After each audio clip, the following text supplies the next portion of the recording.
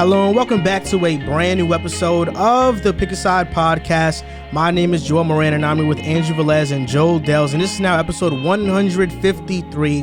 In this episode, we are going to grade all of the NFL coaching hires that were made, talk about the most recent ones made in depth, discuss how bad or good the 2022 quarterback draft class is, and preview the Super Bowl between the Los Angeles Rams and Cincinnati Bengals. A quick Patreon shout out to William, Tyler, Ruthless Rootster, Sensei Stevie, Drew Stop Whining, S.A. Crimes, Kevin, Woody Buckets, Tizzy, Corey, Max, Dylan, Playboy, Orlando, Chris, Charles or Big Chuck, Michael, Greg, Cole, On Bloods, Liam, T Grove, B Money, Ryan, Epic Lankiness, Travis Ball, Aaron Moran, Matthew Jimenez, It's Black Ace, Anthony, BJ, PJs, Langston, Jazzy Juice, Johannes, Ruben, Ricky, Enzo, Sean, Muffins, John, Sean Triplet, Court Cousins, Ben Mack,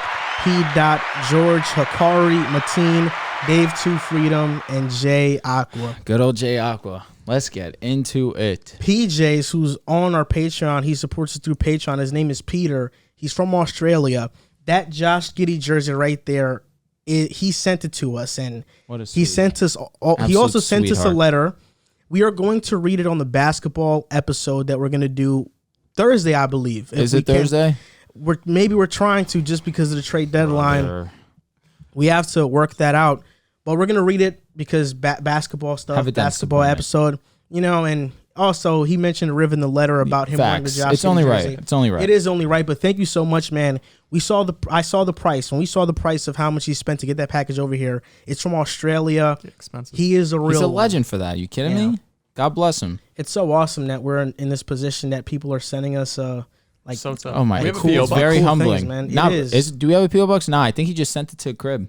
Yeah, he actually messaged me on Patreon and asked me my address. But that was Patreon exclusive. Yeah, that was a while ago though. And so I guess it's from Australia, bro. It's going to take a minute. Yeah. So I was kind of I kind of forgot about it. Then today I saw it and I'm like, oh wow, this package is from Australia. That's so crazy. I'm like, okay, it must be. Yeah, the jersey goes absolutely nuts. It's tough. Yeah, we're actually debating on whether to leave it like that with the Sixers or let the Giddey show in the back. I think it looks better in the front. Drew thinks it looks better in the back. Just because, I mean, you can see it clearly. It says NBL if you're looking at it. But if you just can only see it on the camera, it looks like Dr. J's jersey because it says Sixers. But if you're real and you know that it's a Giddey jersey, then hey, I like from the front as well. It's for the real hoop heads, man, to know that Giddey's on the NBL. It's for the real hoop heads, That's man. a fact. And I've been here in the gym recently. That jersey does not fit me right now. But, here in the gym, I've been going. This is my second day in a row I've gone. Yesterday I went 2 times, Give yourself an applause. Yeah, man. Give yourself an applause. It's time, man. It's time. That's it. Sometimes I see in the comments, they be like, yo, what is distasteful. What is Fat Boy talking about? It's distasteful. I got to get to the point where they can't call me that, man.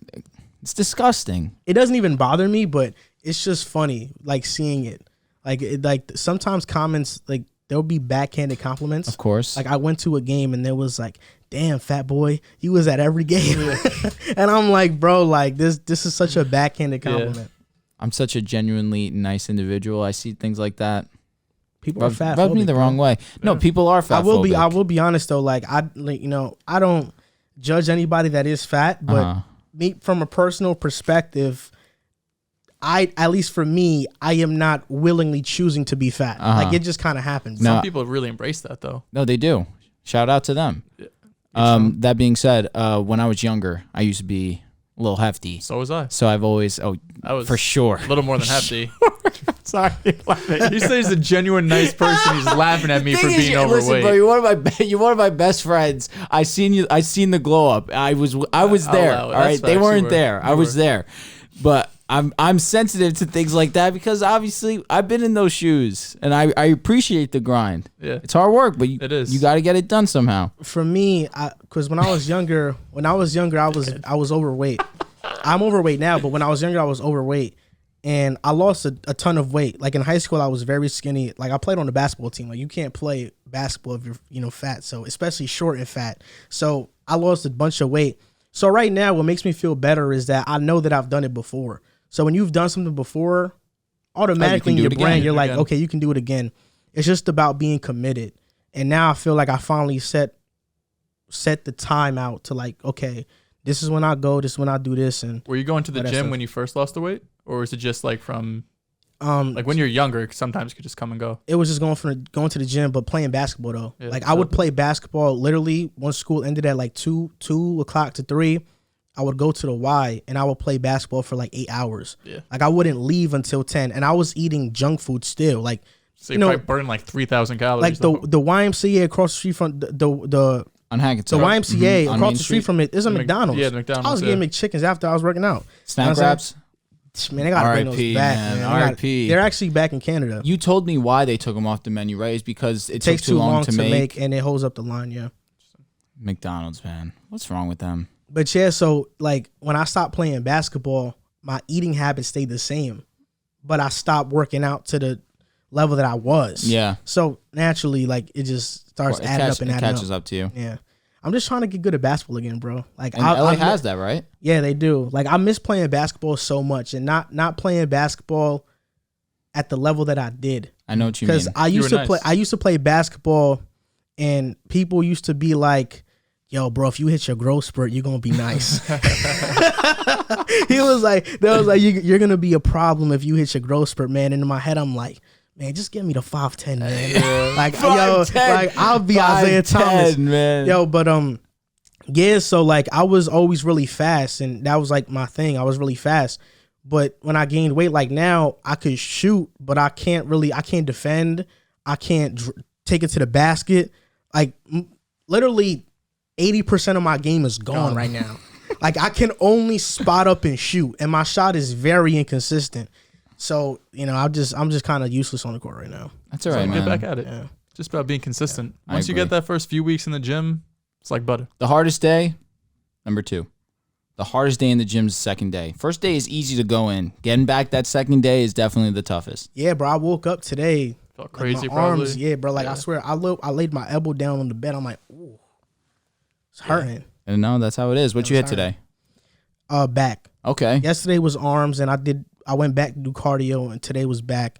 Tomorrow's legs. I like that. Legs. I like that. Yeah. First leg day back is always the worst. First day back to the gym, 10 out of 10 times has to be chest. Has to be. Yeah, it's something upper body. You gotta. Arms fine, but chest you actually feel like, all right, I pick something up, I put it down. Something like that. Yeah, for sure. But back I like, and legs, for sure. You gotta try and hit legs twice a week. Yeah, this episode is going to be a great one. We're going to talk about some of the new coaching hires that were made. Starting off with the Jaguars hiring Doug Pederson. Doug Pederson is a Super Bowl winning head coach with the Eagles. Carson Wentz's rookie year had 16 touchdowns and 15 picks, and he has this MVP level season in 2017 in his second season. Jaguars fans are hoping that can be Trevor Lawrence. Now, when this hire first happened, I saw a lot of mixed reactions on Twitter because I think the fan favorite was Byron Leftwich, but Leftwich didn't want to be there because of Trent Bulk and was trying to get somebody from Arizona. I'm forgetting his name. It's just escaping me right now. But ultimately, was Doug Pederson the right hire for Trevor Lawrence to fulfill his potential as a quarterback, touted as a generational guy? I mean, what do you think, Joe? Not only do I think it's the right fit for Trevor Lawrence, I think this is a great fit just for the Jaguars in general, because number one is going to be Trevor Lawrence always, because if he fails, so does Doug Pederson and probably the entire staff, front office. You could see a whole reshuffle there. But the big thing we talked about this entire offseason, ever since Urban Meyer really got fired, is can you have someone who could come in and really reset the culture, because that's what the Jaguars need more than anything.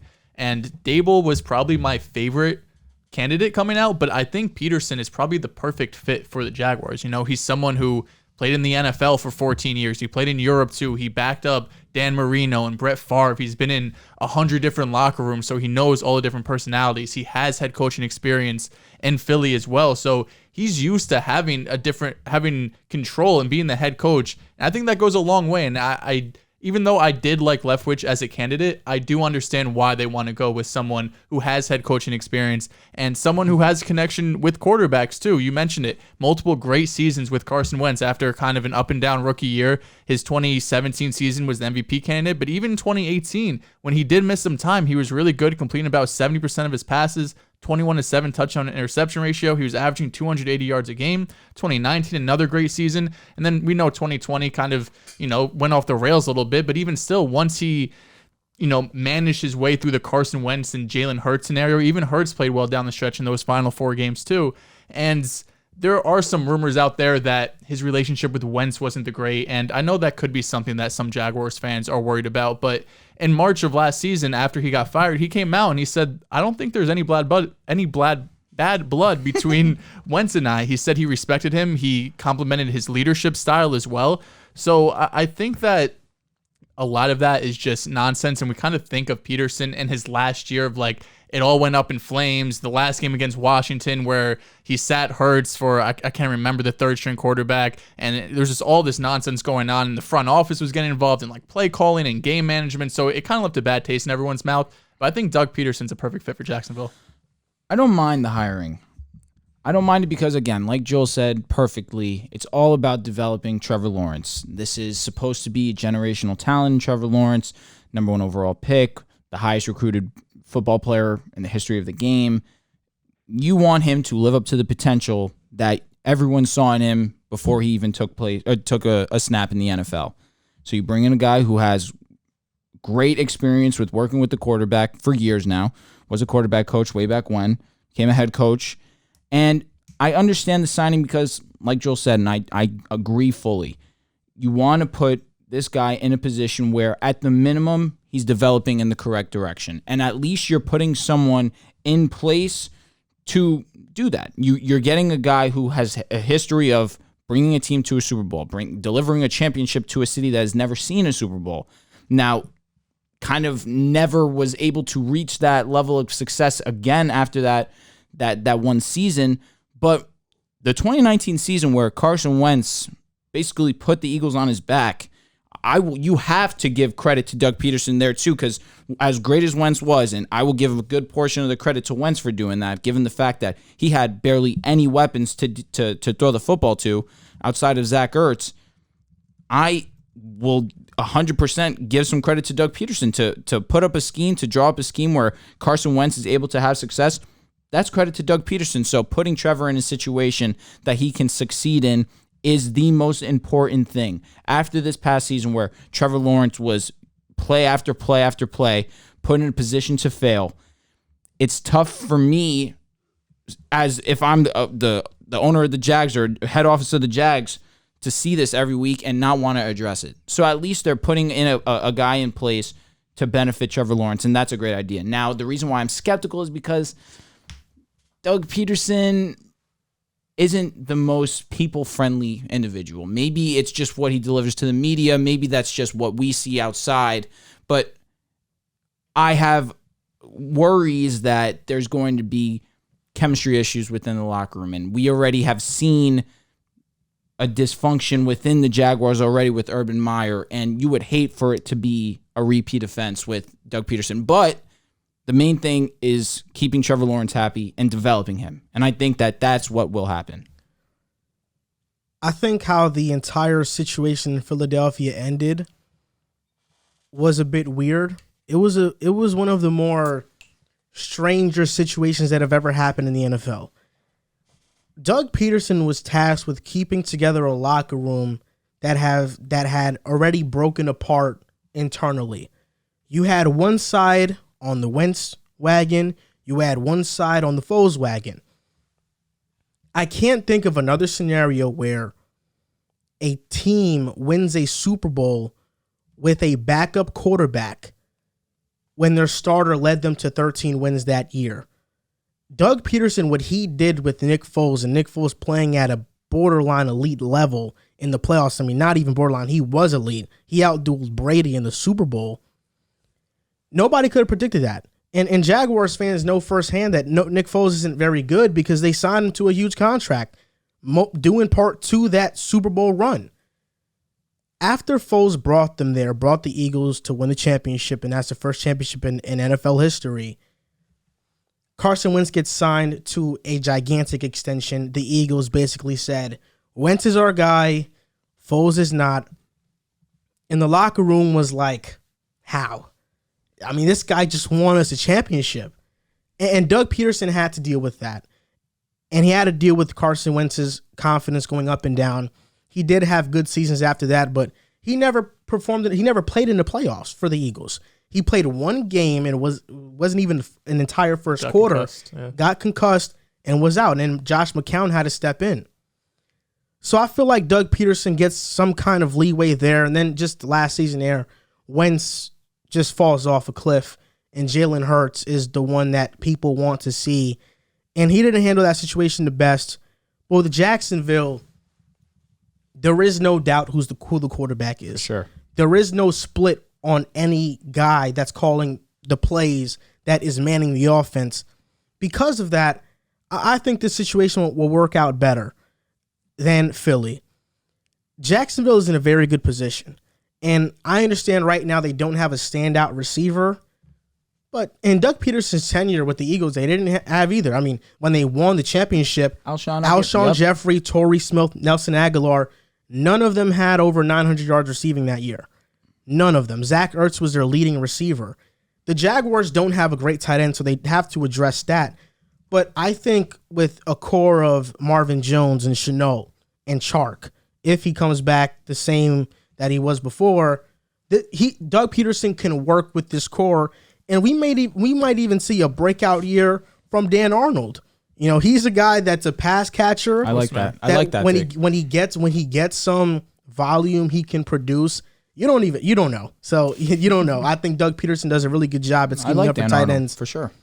Lawrence said this about Pederson. He's an offensive guy, played quarterback in the NFL. All of those things make me really excited. And it's something that I'm just excited to get to work with him and see what he brings to the table. They hired Mike McCoy as the quarterback's coach. He's a former head coach with the Chargers. He has been around the NFL. Mike Caldwell, who was the Buccaneers inside linebacker coach, is hired as their defensive coordinator. And he was a huge reason as to why Devin White had a pretty good rookie season. He dropped off in his second year. I think they're assembling a pretty good staff. Lawrence had a productive meeting with Pederson. I saw a video of both of them shaking hands, and it looked like a honeymoon. You know, Lawrence is just smiling, and Doug Pederson is smiling in slow motion, happy to have another NFL job because we know how scarce those are. Okay. The Jaguars have $57.3 million in cap space, the most in the NFL. They have 4 picks amongst the top 70. I think their offensive line is good. And I think Trevor Lawrence has one of the better pocket presences amongst the young quarterbacks. Agreed. The Jags had one of the best sack rates in the NFL. And that wasn't due to an elite offensive line. That's due to Trevor Lawrence being able to get the ball out quickly and escape sacks. They're in a good position. They have some young pieces in place already. And I think Trevor Lawrence is going to have a pretty good second season. He's going to have an MVP level Wentz year. I don't know. But I can see the Jaguars finishing with the second best record in the AFC South. I think they're clear of Houston next season. And Indianapolis, I'm not sure what happens to them. I'm really not. I know that they need to add a playmaker. I'm not sure what happens to Wentz after he kind of fell apart after last season. I'm not sure where they go there. If Lawrence is who we all think he is, realistically, they could finish with the second best record in the AFC South. If he is who we think he is. Yeah, that's probably their ceiling, though. I even still don't know. Even with Wentz, I mean, their Colts defense was great, their offensive line, JT. But one thing about Doug Pederson, before we get off, is playing. ETN will be back. Yeah, James Robinson will be back at some point too. God willing. When I was reading these reports, it seemed like Doug Pederson doesn't have a terrible personality from what I saw. What I read was that he has a pretty low maintenance personality. After they won the Super Bowl, he wasn't seeking more power. You know, a lot of coaches, after you win, they want to go and be like, I want to make personnel decisions. I want, a bigger voice in free agency or the draft. And from what I read, he didn't really ask for any of that. So I do think that it's good that he won't let his ego or anything get in his way. And it's also important that a lot of people, contribute Frank Reich to Carson Wentz's success. I think it's important to note that Wentz had good seasons even after Reich left. We mentioned the 2018-2019 season, so it's not like Doug Pederson needed Frank Reich there or something to really bring the most out of Wentz. And I know that might be something that Jaguars fans worry about because I feel like that's kind of a mainstream narrative that goes around because Wentz did regress a bit, but he was playing an MVP level, so it's not shocking to see him have some sort of regression the next season or two. And maybe he just was never that great of a quarterback, just had a special season. And one thing that was interesting that when he was head coach, the Eagles went for it on the fourth down the most in the NFL. So I think this Jags team is going to be a very aggressive team. And we mentioned they need an identity. And very similar to the Chargers, who, they get scrutinized for going on fourth down a lot, but at least everyone in the locker room knows this is the way we play. We play aggressive football. So I think that's important that Pederson brings that over too. This is how I have to think about it. Philadelphia has never seen a championship. This guy comes in, wins them a championship. They had a great team in place for sure. But this guy had the keys to the palace. He's the one that had the most control of the squad. This guy brought you your first championship. How is it that that's the case? They don't show you more respect by keeping you around a little bit longer. He was there 3 extra seasons. A guy who made Philadelphia history. I feel like that holds a little bit more leeway with or should at least hold a little bit more leeway with some organizations. This guy did one of the hardest tasks there is in sports. Brought you a championship. There's teams in the NFL that have never won one. So what had to go on for him to get the boot like he did? It seemed like the front office and him had a disconnect more than anything in ownership. Because there was rumors that like the front office wanted say in game management and play calling and stuff like that, where Pederson's like, that's my job. You guys assembled the team, but I'm the one who's going to be calling the plays and calling the shots once we're on the field. And then at the end, I don't really know. That week 17 game against Washington definitely didn't help his case when it almost seemed like he was trying to lose, taking out Hurts and put it in their third string quarterback too. So I think it was more of just ownership and front office wanting to go different ways. And I think Pederson felt the same way. It seemed kind of mutual. Pederson only needs 3 wins to be 5th all time on the Jaguars wins list as a head coach. He only needs 3 wins. What? Yeah. What are you talking about? In Jaguars head coaching history, if Doug Pederson wins 3 games, you're saying total wins. Yeah, if he wins 3 games, he's 5th all time. Wait, in postseason, he said? No, wins, regular season wins. Like his total wins from the Eagles and the Jags. No, just the Jags. You're lying. What? I'm pretty sure. Yeah, that's how it is. Yeah, bro. They only had like 5 head coaches. I'm like, what do you mean? Doug Moran, didn't he just take them to? Not just, but they went to the AFC Championship. Yeah, I said 5th, not 1st. Oh, all right. Wow. All right, that's not good. Are you sure? Yeah, they have 1, 2, 3, 4, 5, 6. They have 6. They have 6 coaches. They've had 6 coaches in their history. Coughlin won 68 games. Jack Del Rio won 68. Doug Marrone won 22. Gus Bradley won 14. And then Urban Meyer and Mike Mularkey won 2 each. Interesting. So if Doug Pederson wins 3 games, he's 5th all time. All right, useless stat you didn't know you needed. Yeah, that's not funny. Yeah, they only have 6 coaches though, so that's that's what I was going to say. That makes sense. I think 7. Well, 7 now because of him. Yeah. But I also didn't get a chance to comment on your. We'll make it really quick. Them being the number 2 in the division. A lot has to happen this offseason for me.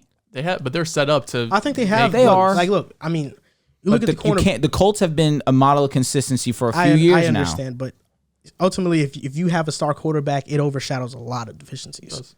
And what you're saying is 100% right. If Trevor Lawrence is who we think he is, that's fair. For example, I think Shaq Griffin, Tyson Campbell is a good cornerback duo. Andre Sisco, I hope he gets a chance next year. He's pretty good. Josh Allen, they have a star pass rusher. Miles Jack, a star linebacker. Their offensive line is not bad. And if the receiving core is healthy with James Robinson and Travis Etienne, I mean, this could be a very good form. And right now they're projected to take Evan Neal at number 1 overall. The draft's going to be interesting because no one knows who's going number 1. This draft is one of the more unpredictable drafts, and I don't want to say it's not very good because I really haven't scouted it. But the quarterback talent isn't as strong, which is why people believe that it is hard to project, especially after last year when we had 4 or 5 elite quarterbacks for sure. Also, people have talked about Trent Bulk having like a lot of power within the organization. He doesn't have a great reputation. Every head coach that has worked under him has been fired. But the Jaguars are looking for a new head of football operations manager to manage the football operations, and the leading candidate is Rick Spielman, who was that'd be a good hire with the Vikings he was their GM for like 16 years, and he had success there. They put together great rosters. And he'd be managing the day-to-day stuff, at least like football operations-wise. So I think if they can get him, now you have a lot of trusted guys who have proven they could build winners in Jacksonville. And I don't think the Jaguars being bad is due to Shad Khan not wanting to win. Like, I think Shad Khan is a good owner.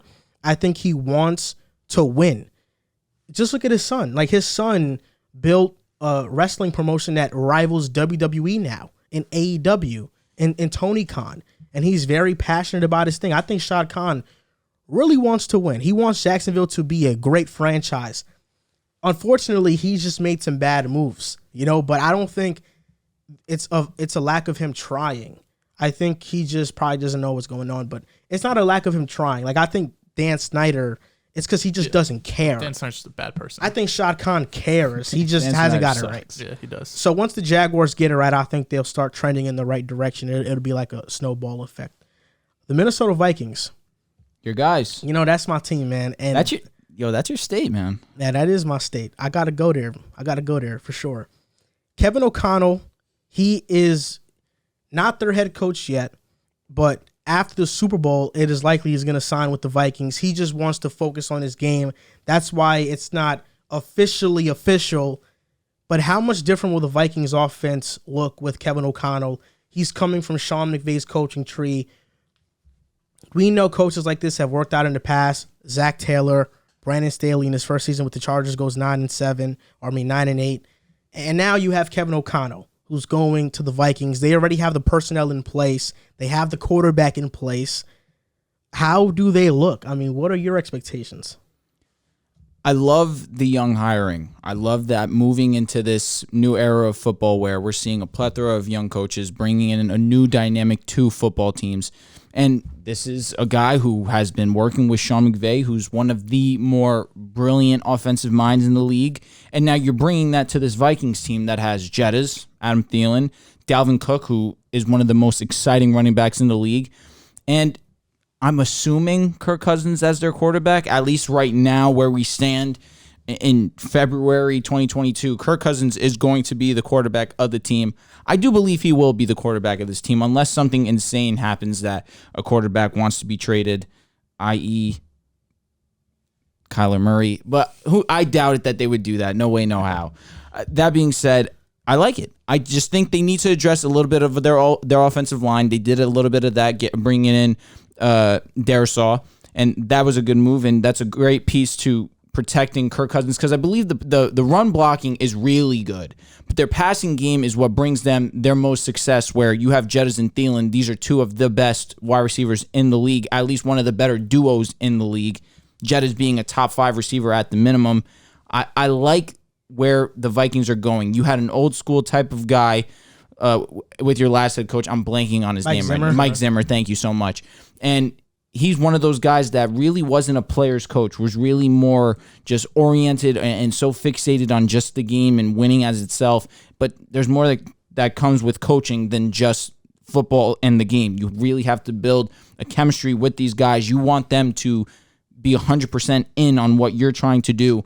Bringing in a young guy that can relate to at least a little bit to these players, bringing in a little bit more camaraderie, which I believe the Vikings do need. I like the signing.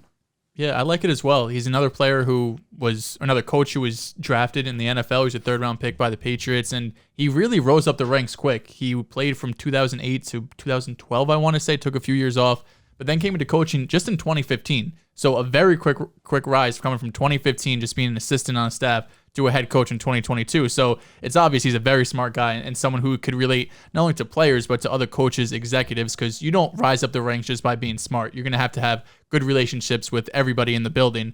And I know there's been a lot of talk about how he doesn't call plays since he was the OC with the Rams, and that is true, but there's more to the NFL than just calling plays. You have a whole week of game plan, situational football, and that's all stuff that O'Connell was a part of on Sean McVay's staff. And he really took on more responsibility after they traded for Matt Stafford. once Stafford got there, he was responsible for manufacturing some more explosive plays, but not just explosive plays, but out of just straight dropbacks. A lot of defenses got used to the Rams playing a lot of play action and boots in 2019 and 2020 with Jared Goff. So one of his responsibilities was how can we make these explosive plays still happen, but doing it out of straight dropbacks, so it's something that defense wouldn't expect. And this previous season, the Rams had the same explosive play rate without play action as the rest of the league did with play action. So it's a good sign that in his task, and there's more responsibilities he had, but that was one of the main things when I was reading through his experience that he was able to, hone in on and really thrive in. And that definitely helps having Sean McVay on your staff too. But, that's just one thing, Vikings fans, if you get worried that he didn't call plays before. And there was one article I was reading on The Athletic as well, that expects O'Connell to run a similar offense to Sean McVay, which isn't surprising. And that offense, they really, you're looking at the third receiver more than the second tight end, which would be different for the Vikings in previous seasons. I mean, they traded a 4th-round pick for Chris Herndon, so they obviously wanted some depth there. And we saw this past season, KJ Osborne had a breakout year. There was some injuries to Thielen, but even still, I think KJ Osborne was a really good third receiver for him, and he'll probably have even a bigger role. We're starting this year, with Van Jefferson having a breakout season, and Woods or Odell coming in and filling in really nice for Robert Woods. So I think the receiver is going to get involved more, because we saw even earlier this season, like there was games where Jettas would just disappear. He wouldn't be getting targeted. He wouldn't be getting the yards that we expect him to have at this elite level. So I think he'll come in and really make it a lot easier for Kirk Cousins to get the ball out quicker and get it into Jettas and Thielen's hands, and KJ Osborne as well. And to nobody's surprise, Sean McVay thinks really high of him. He praised his ability to lead an offense, and Stafford too. Stafford said that he wouldn't be where he is now without Kevin O'Connell. So time will tell, because it is hard to really judge, a coach, especially when they don't have play calling history. There's kind of things you just have to dig into the weeds and see what you could really find with them. But I do like, the young approach, someone who's the complete opposite of Zimmer, someone who can relate to players. And I think it's a good sign that he was able to raise up the ranks really quick, because that shows me that his personality is right up there with his, with his brain. Would I have preferred the Vikings to sign John Harbaugh? I keep forgetting the name, man. Jim Harbaugh? Absolutely. And when it didn't happen, was I a little bit stunned, disappointed? I absolutely was. He didn't get the job. Like, they said, we don't want you. It's not that. It's just that the Vikings brought in Jim Harbaugh for an interview. Mm-hmm. While Harbaugh thought he was being brought in to be offered the job. I understand. But the Vikings said no. Like, this is an interview, and we're going to decide between our final candidates and you. And Jim Harbaugh, already having security at Michigan's like, I didn't understand that. I thought this was my job outright. I thought it was mine to lose. I'm going back to Michigan. And that's kind of how it happened. Bro's got a big head, but I respect it. That's my head coach. It disappointed me that they didn't get Jim Harbaugh, but neither here or there. He's back at Michigan. I like this hiring. It's not official yet, but when it does happen, I like it. Kevin O'Connell is someone that you mentioned had a big hand in designing the offense. And it's important to note that Sean McVay's offense isn't overly complicated. It's not simplistic, but they do run the same things. And Sean McVay's a big believer in, if it works, we're going to keep doing it. He doesn't try to add a bunch of tweaks and wrinkles to his stuff. If it works, we keep doing it. And that's why in 2018 they had one of the best offenses that we've seen in the modern NFL. And then in 2019, they dropped off because the Patriots, Brian Flores, who designed the game plan to stop his offense, the league kind of figured them out. And then Sean McVay took some running concepts from Greg Roman. They bounced back the very next year. And now that he has a better quarterback in Stafford, it allowed him to now go more shotgun heavy and go into more empty sets and go in 11 personnel more than usual, even though they were doing it before. The difference between Shanahan and McVay's offenses are that McVay goes in 11 personnel, which means he has 3 wide receivers and 1 tight end, and Kyle Shanahan goes into 21 personnel a lot. I don't know if I'm saying it right. I might not be. But it's basically 2 wide receivers and 2 tight end sets. Mm-hmm. McVay uses the third wide receiver as a blocker or one of the main guys as a blocker. That was Robert Woods' job in the offense. Devastating. And Shanahan, the second tight end, is usually Kyle Juszczyk for the 49ers, and that's why he's in there a lot. I think this is going to be great for the Vikings because they already have the offensive personnel in place. The biggest mystery to me still in the NFL amongst amongst NFL fans is why people still think Kirk Cousins isn't a great quarterback. I agree. It's ridiculous. I understand the primetime record. Oh, he doesn't perform in these big-time games. Look at the stats in his primetime games. Go into the context of those losses. If you're going to honestly tell me those are on Kirk Cousins, you're just not watching the games. You're just following a narrative. He's had his most efficient seasons and the best seasons of his career wearing a Minnesota Vikings uniform. All with one of the worst offensive lines in the NFL each time he's been there. Mm-hmm. They're finally getting better. He's a franchise quarterback. Is he in the elite tier? No. Is he in the Matthew Stafford tier? No. How is he not? How is he not? No. How is he not? He'd be in the playoffs. He would be. No. I mean, the Vikings have a great roster. What do you mean? They were the 29th ranked defense in the NFL. The talent was all there. We've seen bad defense go to the playoffs. Now Matthew Stafford. When Matthew Stafford has made the playoffs, has been with one of like a top 15 defense. Fair enough. So Kirk Cousins, like he's a great quarterback. It's as simple as that. To me, he falls in between like the Derek Carr. I'll also say tier, Matt he's Ryan a tier down from Stafford. You can't put him in the Stafford tier. Kirk has Jettas, Thielen, Dalvin Cook. Yeah, come on, bro. Irv is a pretty good tight end. Irv is injured. Yeah, unfortunately. He's got like a top 3 wide receiver core in the league. And one of the best running backs in the league. Okay, whatever. This isn't the Stafford versus Kirk. I know, but going to the Super Bowl, you got to put him in his tier down. I think come on. I feel like the Rams would have made the Super Bowl with Kirk Cousins on the roster. I don't know. Why wouldn't they? They wouldn't have. I think Stafford's more talented than Cousins. I think he's better arm. No, no, for sure. He's talented. He's better. But Kirk Cousins is more efficient. He's a better decision maker. He had 33 touchdowns and 7 picks this year. Yeah, he did. He always has. Dude had one of the most efficient seasons. Being safe with the football isn't always a plus. It's not always a plus. You mentioned the KJ Osborne point. He had a really great season last year. He really rose onto the scene. It's a shame that in Madden his speed is an 87. I can't use him at all. That's crazy. But he is a very good player. Kevin O'Connell implemented spread out pre-snap and empty sets along with a lot of 11 personnel stacks and bunches. And he put Cooper Kupp in favorable situations. No doubt. To the point that Cooper Kupp had one of the more historic seasons in the NFL by a receiver. And the knock on Cooper Kupp is that he's not getting guarded by the J.C. Jacksons, Jalen Ramseys, Marshawn Lattimore's of the world. And he's not getting guarded by number 1 corners, which is true.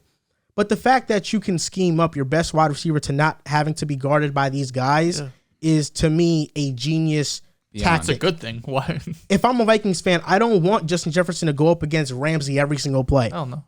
I want him to go up against Darius Williams. Yeah. That's who I want. Yeah. So if I'm a Vikings fan, I now know that Jettas is going to have favorable matchups, and that's what Kevin O'Connell is going to prioritize. And this past season, this current season, the Rams have dropped back more than they did in previous years. They aren't using play action as much.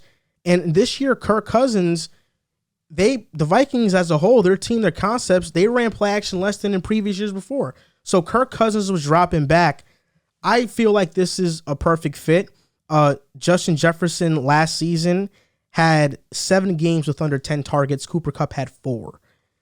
It's a big difference. I think we're going to see a breakout year from Justin Jefferson next season. Even more so than what we've already seen. I understand what he means. He means all world. All world. Like a Cooper Kupp-esque season? I think we're going to put him as the best receiver in the NFL next year. Okay. That's what I think we're going to do. I was going to say, a breakout season for Jettas is what the season Kupp just put I was going to say, because he's top 3 for me personally already.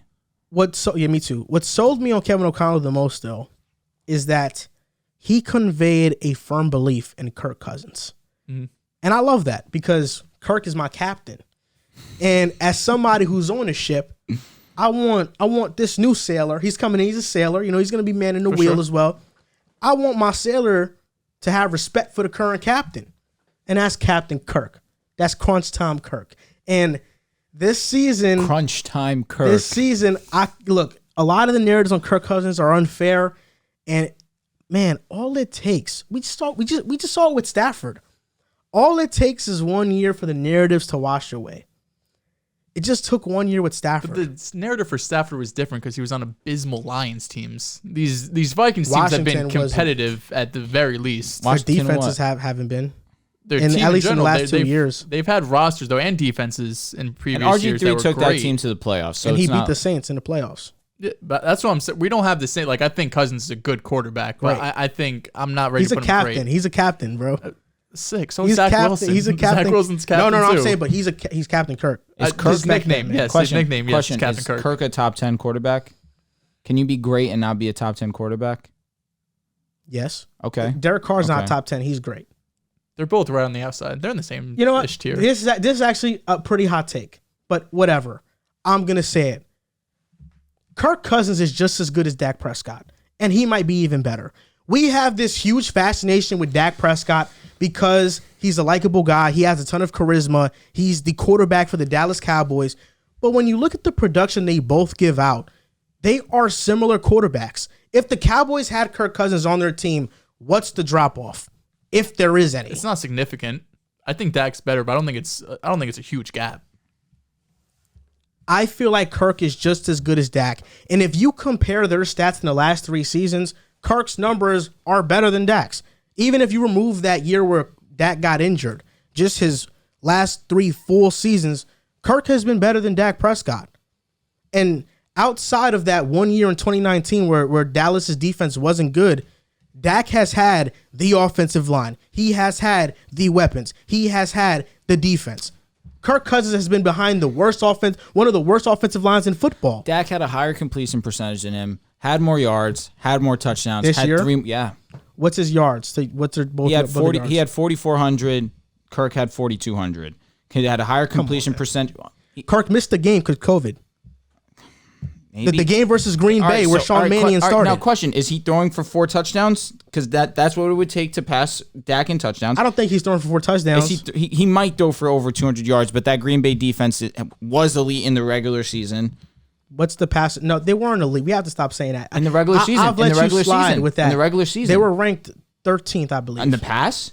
No, I'm talking I'm about saying like against the overall pass. points. Against the pass, they're really, really good defense. Okay. Which is what you want Kirk to strive in, clearly to pass Dak. What's to say he's better than What's their Dak. passer rating? God, the Fantasy Pros doesn't show me this. Man, you're not even on ESPN. I'm man. sorry, I'm looking at the following stats. I it. want to see a versus. Come on, like sue me. I'll look up Dak. You look up Kirk. It's not huge, but Look, I'm Dak not. has the I'm not Dak saying has the it factor. He has the leadership like that. I don't think Kirk exactly brings. I feel like Dak's a better leader and Is just it- better at is the it- podium and stuff like that. Dak's Is it actually that he has the it factor, or we've just been sold a narrative that he has that it factor that's more than Kirk? He does have. The Kirk it is great factor. in press conference as well. Yeah, he is. Jettas has came out and in support of Kirk Cousins. He's been vocal about his support on Kirk Cousins, and he has said he's a great leader. I think that we just tend to overshadow Kirk because of how the entire Stephon Diggs saga ended and the arguments that he's had on the sideline with Adam Thielen when things don't go But that's as fine. well. I've seen Brady scream at people for years. I agree. But I think with Kirk, we tend to shine these moments brighter than his great moments. Every single thing that happens that's wrong with the Vikings, we always blame Kirk Cousins. Well, this Like, past it's- year is the defense. Because at least Dak goes to the playoffs. Kirk needs to start going there consistently. And Dak's And, also and doing Kirk it under has just as much wins as Dak in the Fair playoffs. enough. Dak's doing it fair under enough. brighter lights, being the quarterback of the Dallas Cowboys. A little bit different than being quarterback of Minnesota Vikings. That's facts. Yeah, but I mean, I think the Cowboys Spotlight's had a on better him, like- roster too. Like Dak is getting talked about in every talk show every Monday because it's the Dallas Cowboys. It's the biggest brand in football. What was his QBR? Kirk was 14th, Dak was 11th. So Dak was marginally better this season. Yeah, but my initial point that I'm trying to make is that people have far too often put Dak in this elite tier when he doesn't belong there. He really doesn't. He's not elite. He's in the tier with Derek Carr, Kirk Cousins, the Matt Ryans of the world. So he's the Just threw Matt Ryan in there. he's the best of the great quarterbacks. Best of the great. he's the best of that tier. He's the best of the great quarterbacks that are not elite. I feel like Dak Prescott is middling between being in that Kirk Cousins tier versus being in like the Matthew Stafford tier. Like he's middling between there. I think Stafford's elite. I would put Stafford in the elite category. I don't think Stafford's elite. You're a hater. No, it's not. Because that's ridiculous. It's ridiculous. ridiculous. This season you have to. No, you don't. No, you can. You do. In my opinion, because he single-handedly beat the Niners. I don't want to let you talk. Single-handedly, that's ridiculous. Bro put Burrow over Herbert last week because Burrow's in the Super Bowl, but now we can't put Stafford over Kirk or whoever. Whoa. No, we can't put Stafford in the elite tier. You could put Stafford over Kirk. Burrow's elite. No, we're saying the elite tier. Burrow's elite. I think Burrow's elite. So, but Stafford isn't. It's kind of Burrow's crazy better than to Stafford me. in my opinion. But okay. The elite quarterbacks, at least in my opinion. Let me just give my elite quarterbacks. Okay, go. The elite quarterbacks, in my opinion, Patrick Mahomes, Josh Allen, Justin Herbert, Deshaun Watson, and Aaron Rodgers. I'm forgetting Aaron Rodgers. Russell Wilson. Aaron Rodgers. You said Russell? Russell Wilson because of the down. I know he's capable of being elite. There's no doubt. Joe Burrow was right there. I will say this: Joe Burrow was right there. Like he's right there, and I know I put him over Herbert last week, but I put him over Russ too. I was more saying that Burrow, I would take him over those guys. Like I would put Burrow over Russ right now. So let me start this back. Okay. The elite quarterbacks, in my opinion, are Mahomes, Rodgers, Allen, Herbert, Burrow, and I think those are the elite ones. So Lamar is an elite, Kyler is an elite, Stafford is an elite. I think they're great quarterbacks. I don't know if I'd put them in elite. That's bonkies. I don't put them in that top 5. I think that top 5 is reserved. Were you putting Lamar after his MVP season as elite? Yes. Okay, but Burrow had one great season too. He's in the Super Bowl. I understand that. Lamar Jackson It's a team sport, bro. Lamar Jackson lost as the favorite when they went 14-2 with a better roster. We still had him as elite, regardless that he lost. If Lamar Jackson had a similar season this past year to his MVP seasons, or even his third year, got hurt. I would have put him in elite tier. He had 16 touchdowns to 13 picks. Those are not elite quarterback numbers, whichever way you slice it. Whether he has an elite quarterback season next year, I don't know. If he does, I'll put him in that tier again. But off this season, no way you can put him there. No way.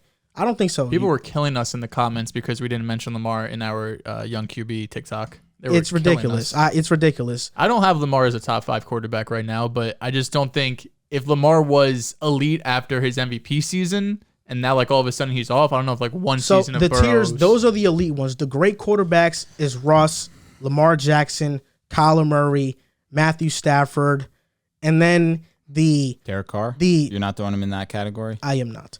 Then Dak Prescott's not in that category? No, because this is the thing. This is the thing. Can't. The great most of the time, but have those moments tier of quarterbacks, like those bad moments tier. Everyone has bad moments, but not like Burrow's had bad moments this year. Mahomes just choked an 18-point lead. Yes, but those are few and far between. I mean, Burrow hasn't been spectacular this postseason. We talked about it last week. Wait, so you think Matthew Stafford is in that tier with those Herberts? And he's elite. Matthew Stafford's elite. Wait, guaranteed. so you think elite means he's on like the Mahomes tier? You think he's on the Mahomes tier? Mahomes Allen tier? Well, you're putting Burrow in the Mahomes tier too. He has the it factor, man. So does Dak. Not like Burrow. Not like Burrow. Not like Burrow. Recency bias. No, strong. And I don't. Burrow's a dog. Though. Don't get me wrong. I don't like Kyler being left out either. Burrow's a dog because Kyler's team just completely lost steam, and it wasn't his fault. Bro, he's also got hurt 2 years in a row. Joe Burrow on Instagram said Cartier glasses. I won't even because he has swag has nothing to do with his skill on the field. But that's going to take into account. He's in a Super Bowl though. Like, come on, bro. Like no, people are going to yes, I get it. But like, all the swag listen. Do I think that Joe Burrow is elite? Yes. But I also do believe Matthew Stafford's elite. To leave him out of that category is rude. I have Stafford and Burrow in the same tier. I don't think you could put either of them in the tier with the Rodgers, Allen. So let me ask you, Drew. Not even Herbert. Okay, for the sake of the argument, I'll leave Burrow out of this. I'll even leave Herbert out of this because we still have to wait and see if he proves something in the playoffs. The elite tier is Mahomes. He's cornering me into asking or saying that is Mahomes on Josh Allen and Mahomes' level. Actually, let me ask you this then. Which quarterbacks are on the elite tier to you? Me personally, Mahomes, Josh Allen, Herbert, Rodgers for sure. I would most definitely put Kyler as elite. Stafford. I have a smaller list than you guys. So you have Kyler over Burrow? No, I said Burrow. Burrow. All right, let me say him again. And if I'm missing someone, you let me know. Mahomes, Rodgers, Herbert, Josh Allen, Burrow, Stafford, Kyler Murray.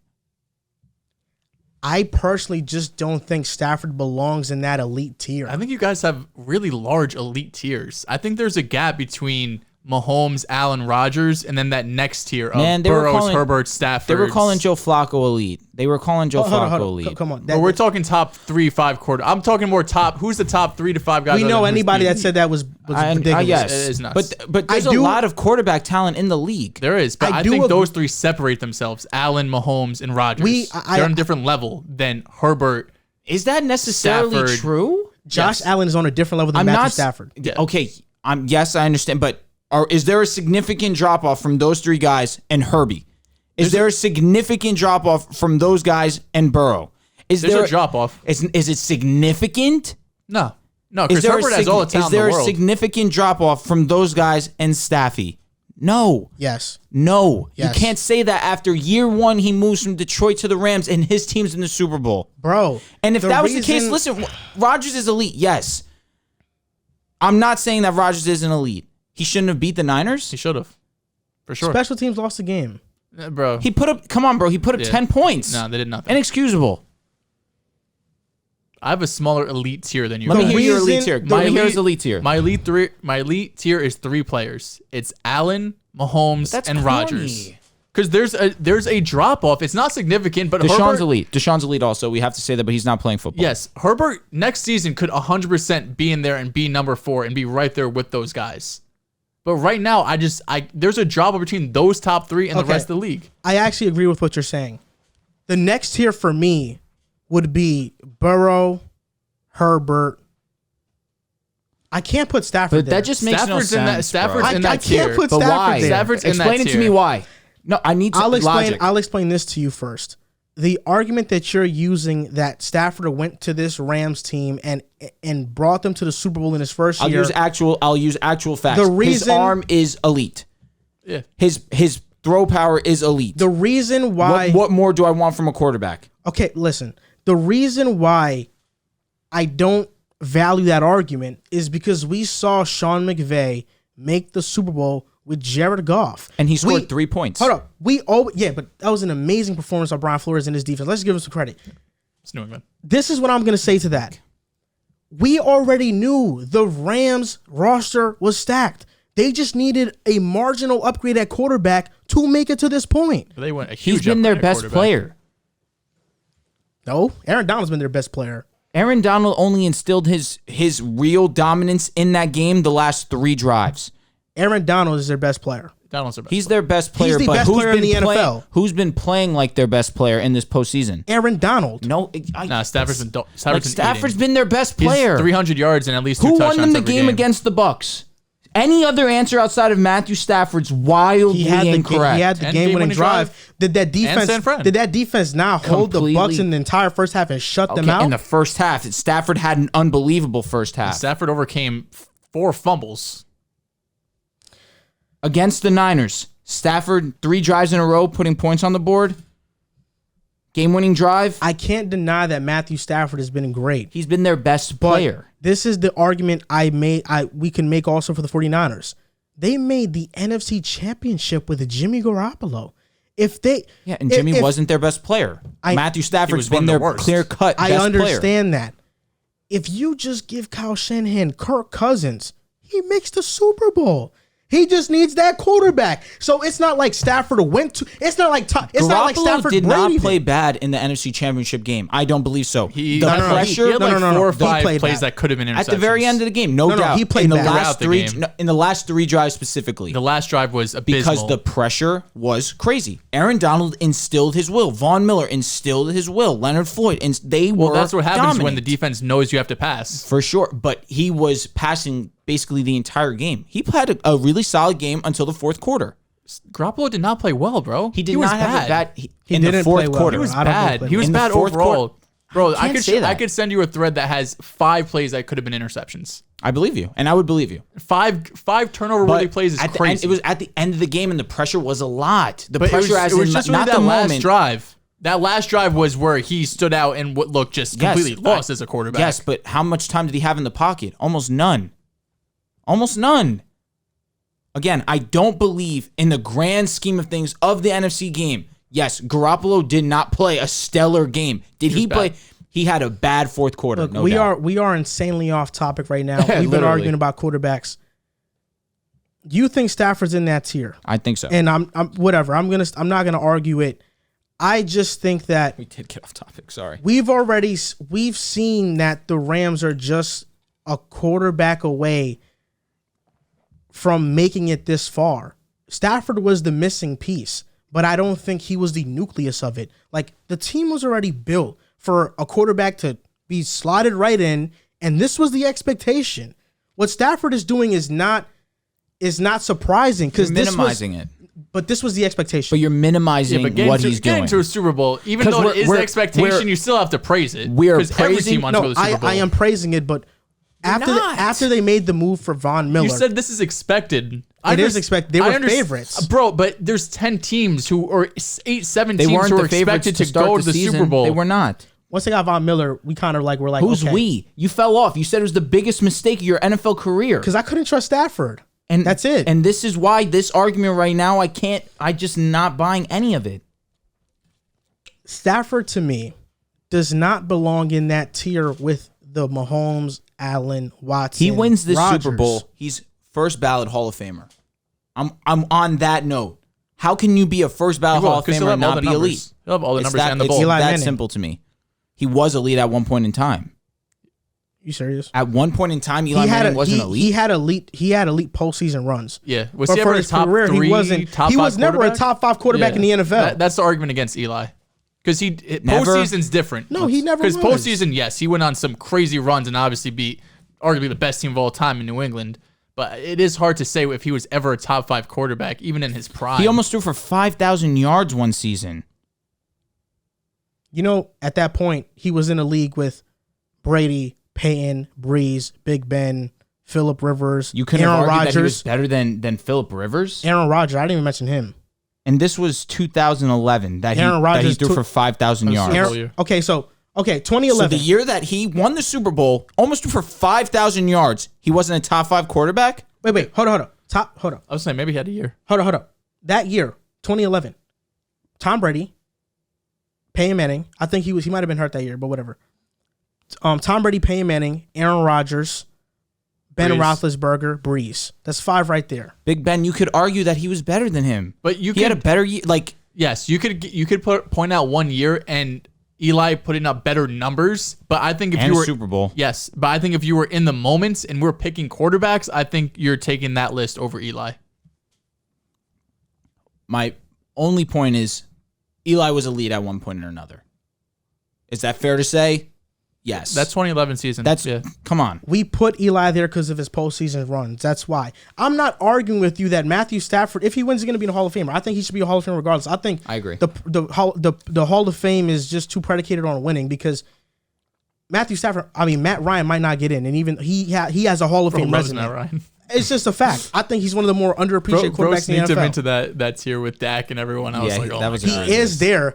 Y'all are so disrespectful to my guy, bro. I swear. Matt Ryan's good, bro, but Okay, but this is what I'm saying is that just because Matthew Stafford's a first ballot Hall of Famer doesn't mean that if he wins this, doesn't mean that he's in that elite tier, bro. Like, I think between Josh Allen, Mahomes, and Rodgers, throw Burrow in there before him. Burrow's in his second season and he's led a team to the Super Bowl. Like, And come in on. his first year This in a is- new this is something- situation, bro, he threw for 41 touchdowns, number 2 in the league. Bro, Burrow's doing something that nobody's ever done before. No other quarterback has done this. Okay, I understand, but can we wait one more season before we're leapfrogging him over Matthew Stafford, who has an entire laundry list of seasons with unbelievable stats, and So now in because- his first wait, year wait, with a hold real on, team, hold on. he's a Super Bowl. Hold on. So I can't put Joe Burrow over Matthew Stafford? You draw the line at Matthew Stafford?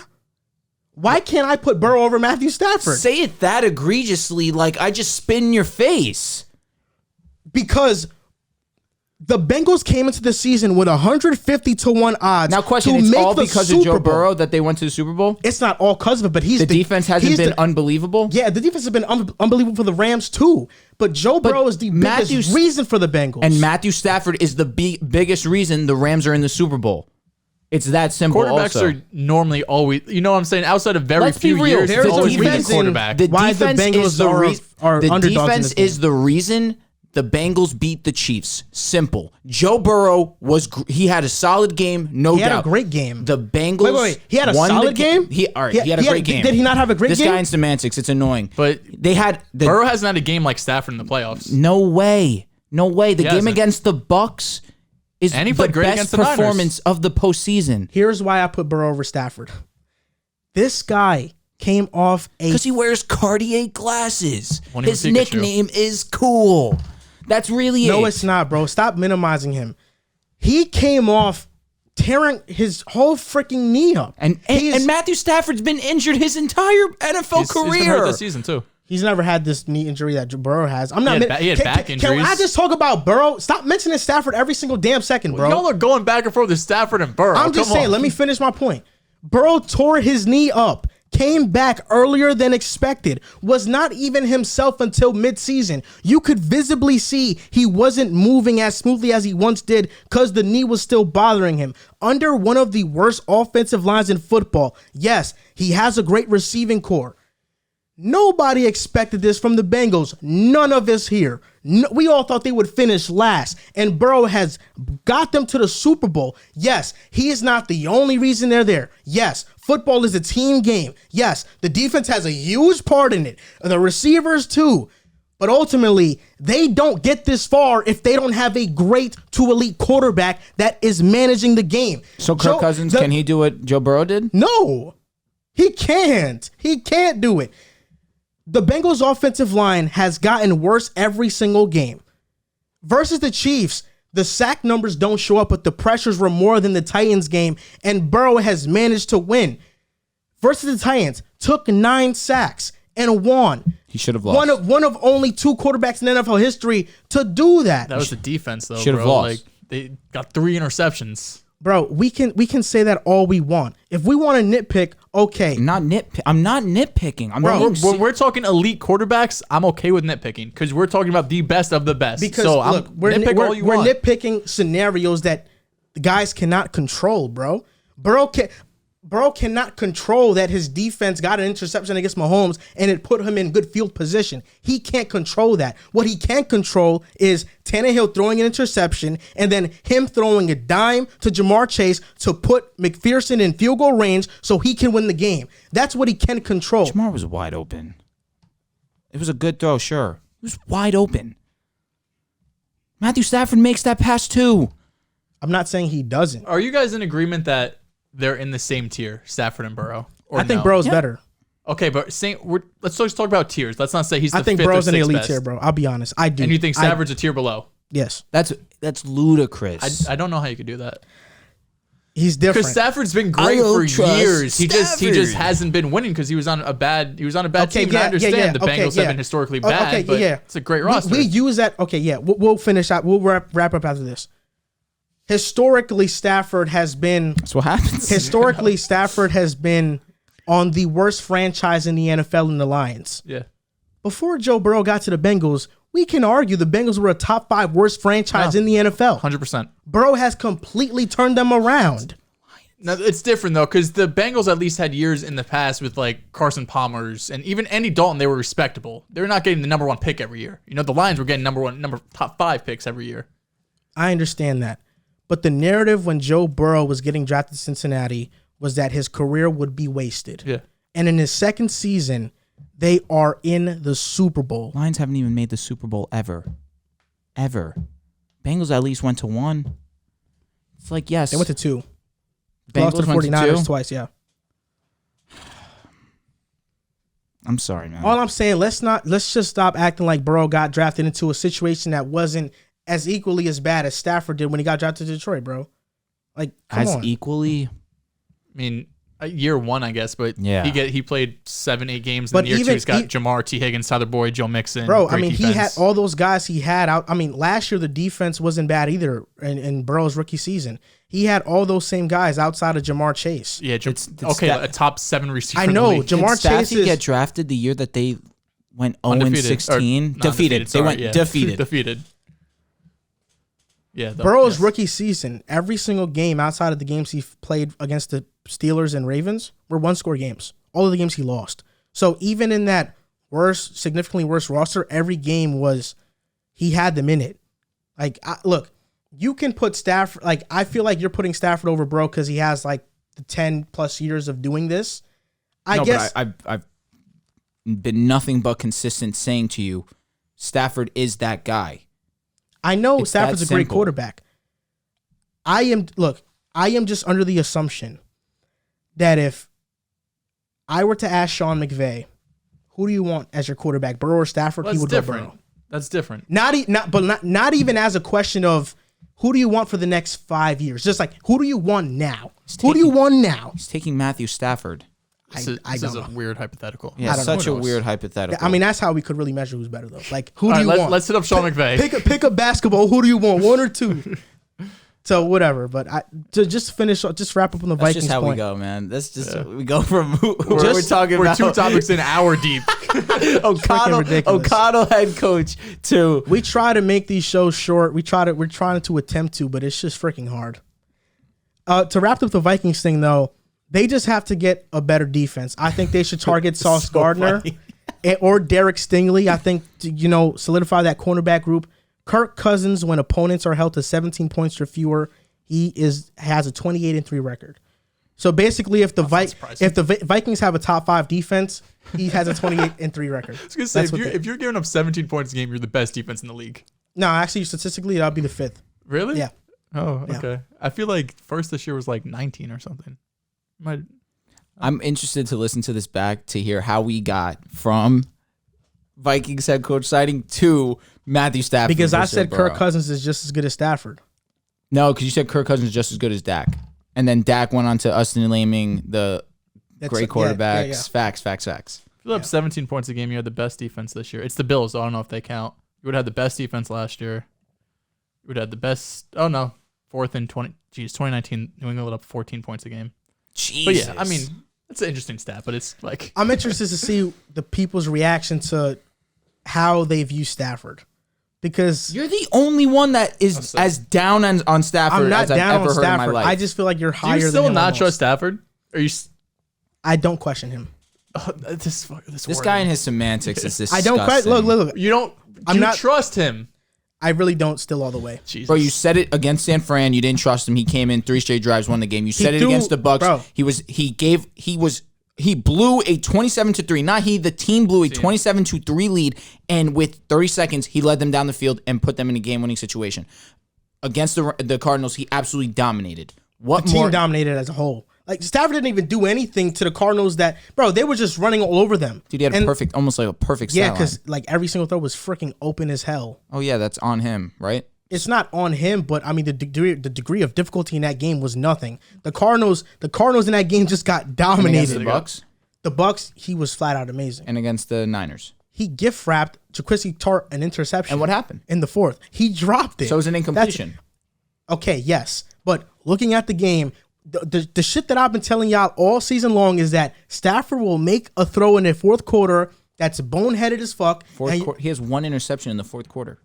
I think 2, actually. Excuse me. He has 2. Okay, well, historically, It's different when you're pressing. You know, when you're used to I have to do it or else it's not going to happen. Historically, I see him make those plays, and in the Niners You better game. hope he loses, brother. Look, I don't care if he wins, bro. I'm sure. Would I rather my guy Burrow to win? Absolutely. Pulls out the cards. I want to see. I want to see the look on your faces if that happens. Because I'm sure you do. I know. I'm sure because I'm becoming ecstatic. I know. We're gonna You need one. We're gonna give our prediction on the Super Bowl later on. I will say I am hesitant to make a pick just because I don't want to jinx this team.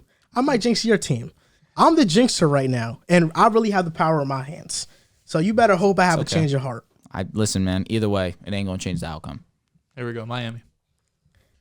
you're very excited about this hire. I this. think Dolphins fans across the world are excited about this hire.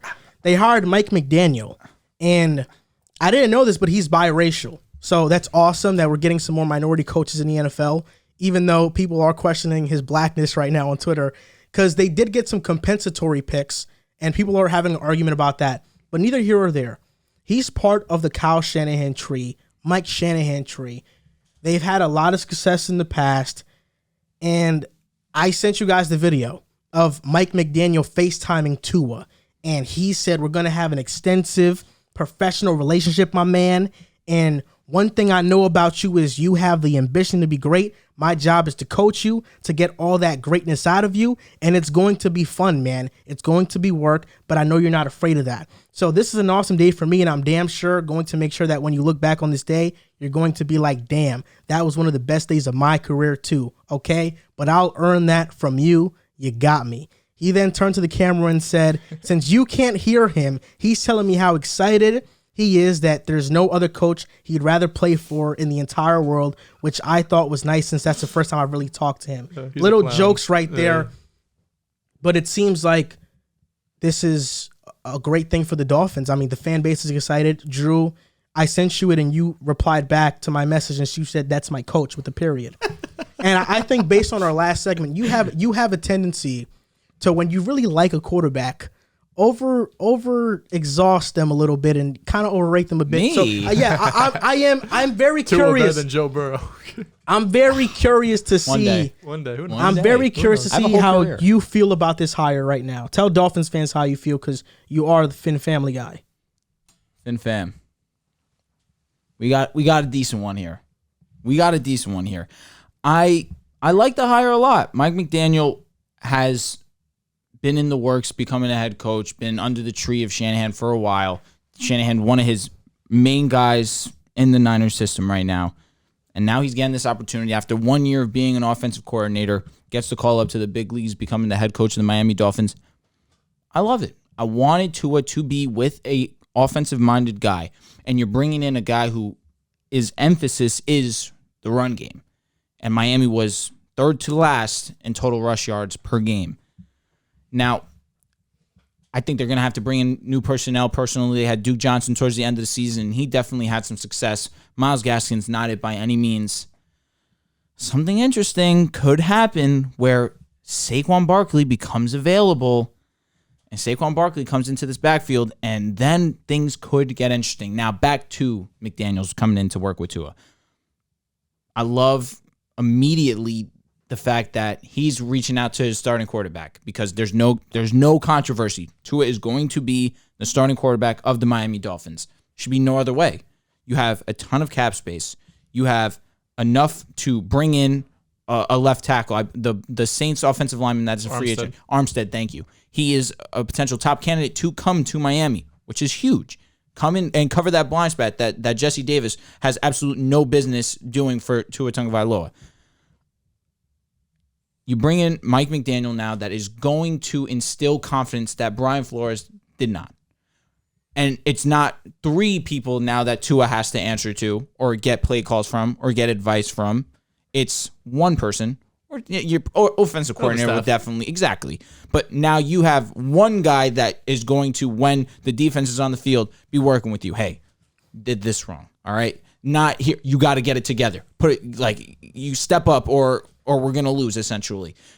It's not anything more forward, whereas it's a different vibe now with Mike McDaniels coming in. You see it in his pressers. You see it in these little videos that Miami's been dropping lately. He is I don't want to say people pleasers. That's not the word I'm looking for. He's a personable guy. He's more of a modern guy.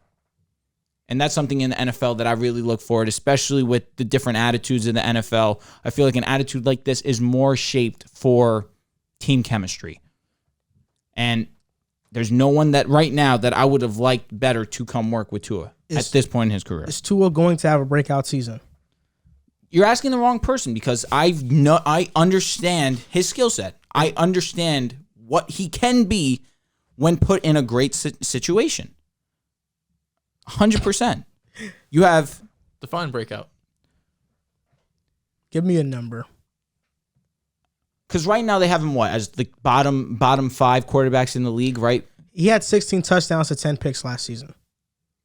So number wise, what do you think he has? So that's pretty good. That's pretty good. Given the fact that his offensive line was abysmal, given the fact that his run game was third to last, I would say it is a strong possibility that we could see Tua break into that 13 to 15 range. Okay. So we're talking Kirk Cousins tier. We just discussed at length. And I do believe that that's a possibility. And that's one season. Now, it's going to take 2 for me. I always say it's 2 years in a system for it to really be ingrained in some memory. We saw with Allen Robinson. We saw it with the Falcons and Shanahan. That second year really allows a team to adjust and understand what they're going for on the football field. I still expect Tua to play well as long as they address the offensive line. Saquon Barkley is a pipe dream. I don't know what's going to happen. That's just me just throwing garbage out there.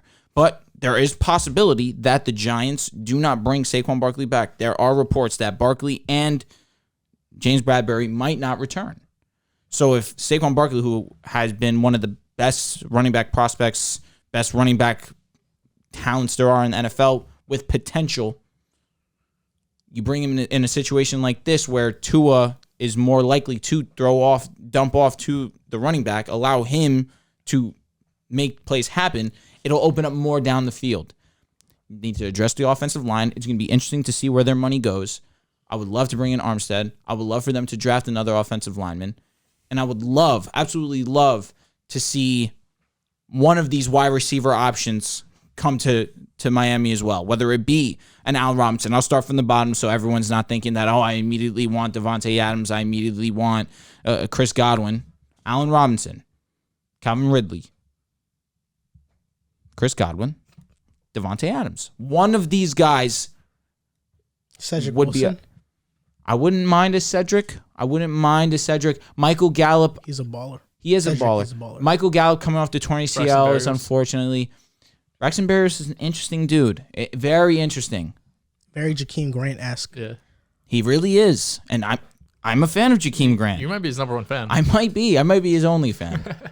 Outside of his parents. That being said, I like it. I love the direction that they're going. As long as you're trying to cater to the starting quarterback, the guy that you selected number 5 overall, put him in a better situation than what you did in this past season, where he already showed you he could get wins with one of the worst situation. It's only up from here. This might be my favorite hire of the offseason. And I'm sick because my 2 favorite hires are Dable to the Giants and McDaniel to Miami. Being a Jets fan, the Giants, Miami aren't really 2 teams I root for. But I feel like if you fire Flores, you have to go bold, right? You fired a really good coach, so you need to go out there, and you can't hire just a whatever type of guy. McDaniel is you're shooting for the moon, right? You think he could come in and he could be the next Sean McVay or Kyle Shanahan, someone who could really turn around this offense and make them a powerhouse. That's what they're telling me by bringing in McDaniel. Right, he's someone who is obviously a progressive thinker, offensive-minded, extremely young. He went to Yale. He's a very smart guy, and I'm sick because I think Miami has a really bright future ahead of them, and he's gonna be someone who, you mentioned it, players love. Kyle Juszczyk mentioned how he's like the best coach he's ever been around. George Kittle has joked saying that I want language in my contract saying that McDaniel can't leave, and that's not even just in the Niners. Pierre Garçon even talked about him in his time in Washington, saying that he's one of the smartest coaches he's ever been around. So this is someone who has been to multiple places. He's really followed Shanahan around at almost all of his stops, and wherever he goes, players tend to, gravitate towards him, and he seems like a very relatable person, like Drew mentioned. And he's, once again, someone who is the opposite of Brian Flores. Flores could be known as not showing as much emotion, being prickly at times, not having a reported great relationship with Tua, whether that's true or not, who really knows. But McDaniel's going to come in his first job, like he did, FaceTime Tua. He has to be his right-hand man. He's going to have to build an offense around him that's going to, thrive on the RPO and the run game. And Drew mentioned that they need, personnel upgrades, and I definitely agree. But I think what's important is that from 2018 to 2021, the 49ers were always in the top half of the league in rushing, and every year they had a different running back do it. 2018, it was Matt Breida. 19 was Mostert. 2020 was Jeff Wilson. 2021 was Elijah Mitchell. So it was a rotating back. Deebo Samuel too. And so it was a rotating backfield. None of these guys are someone you're paying a lot of money to. You're not drafting any of these guys highly. Mostert, Mitchell, they're 6'7", Jeff Wilson, all of these guys are people that you don't have to spend premium draft capital on. So that tells me that it doesn't matter who the running back is. He's going to be able to come in and make it work. Now, obviously, the Niners' offensive line is a ton better than what the Miami Dolphins line is looking like right now, but the Dolphins have the assets and the cap space to go out and make a big move. I don't know if Armstead is going to be the guy, because he's going to have plenty of teams that want to come out and come after him. He's probably one of the best free agents out there, right up there with Tay and Brandon Scherf. So he would be their Trent Williams almost of this offensive line, be able to come in and be automatically one of the best tackles in the NFL. And while I do love this move, they still have to do, there is some personnel issues that they have to adjust. McDaniel's not going to be able to come in and just overhaul everything and turn Devontae Parker and Jakeem Grant and Albert Wilson and all these guys. Grant's not on the squad. He's on the Bears. Bears, facts. But regardless, all of these whatever type guys into elite weapons. They're whatever type guys. Devontae Parker's not whatever. They're whatever. You've been telling him what you saying he's whatever all year. No, he gets me upset. He's not whatever. Jalen Waddle, though, you should be ecstatic. Because, he's someone who has the ability, and very similar to Debo, that he is just electric with the ball in his hands. They already used him this past season out of the backfield. Not as much rushing, but just routes out of the backfield. 100% I could see McDaniel coming in, having just play after play after play specifically for Waddle to get the ball in his hands, because without a doubt, he's their most explosive player. And even if they bring in another player, it's going to be really hard to find someone better than Jalen Waddle. So will he have a breakout season?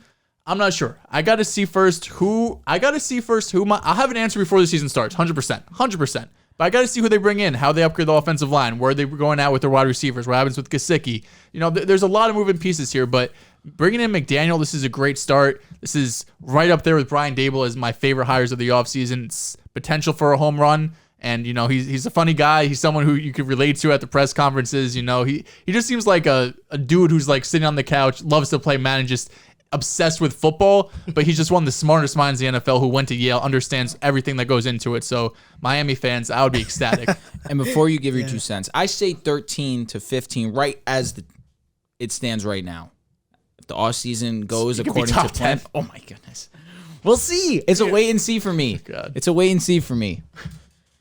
I want to give a shout out to the Dolphins social media team. I think they've done a great job at hyping this marketing up. Him. Mm-hmm. Not just marketing him, but marketing Tua as like this face of the franchise quarterback as well. They've done an exceptional job. Watch your next word. What are you going to say? They've done an exceptional job. Finn family's watching. Oh, I know.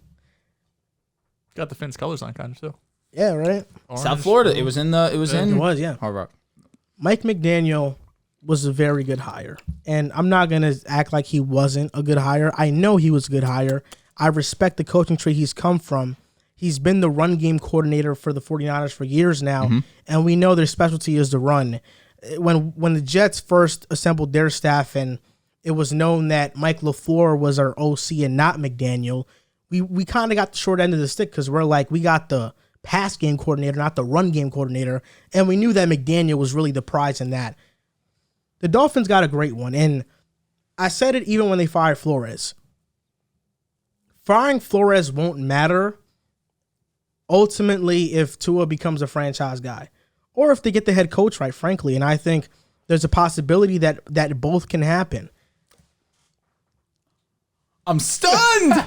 I'm absolutely taken aback. I still do think Tua is like a Jimmy G guy. That being said, I don't think Jimmy G's horrible. I think he gets the short end of the stick a lot of the times too. I agree. Terrible. Tua this past season completed 68% of his passes, had 16 touchdowns, 10 picks, but played in 13 games. So had he played in 17, he probably has over 20 touchdowns.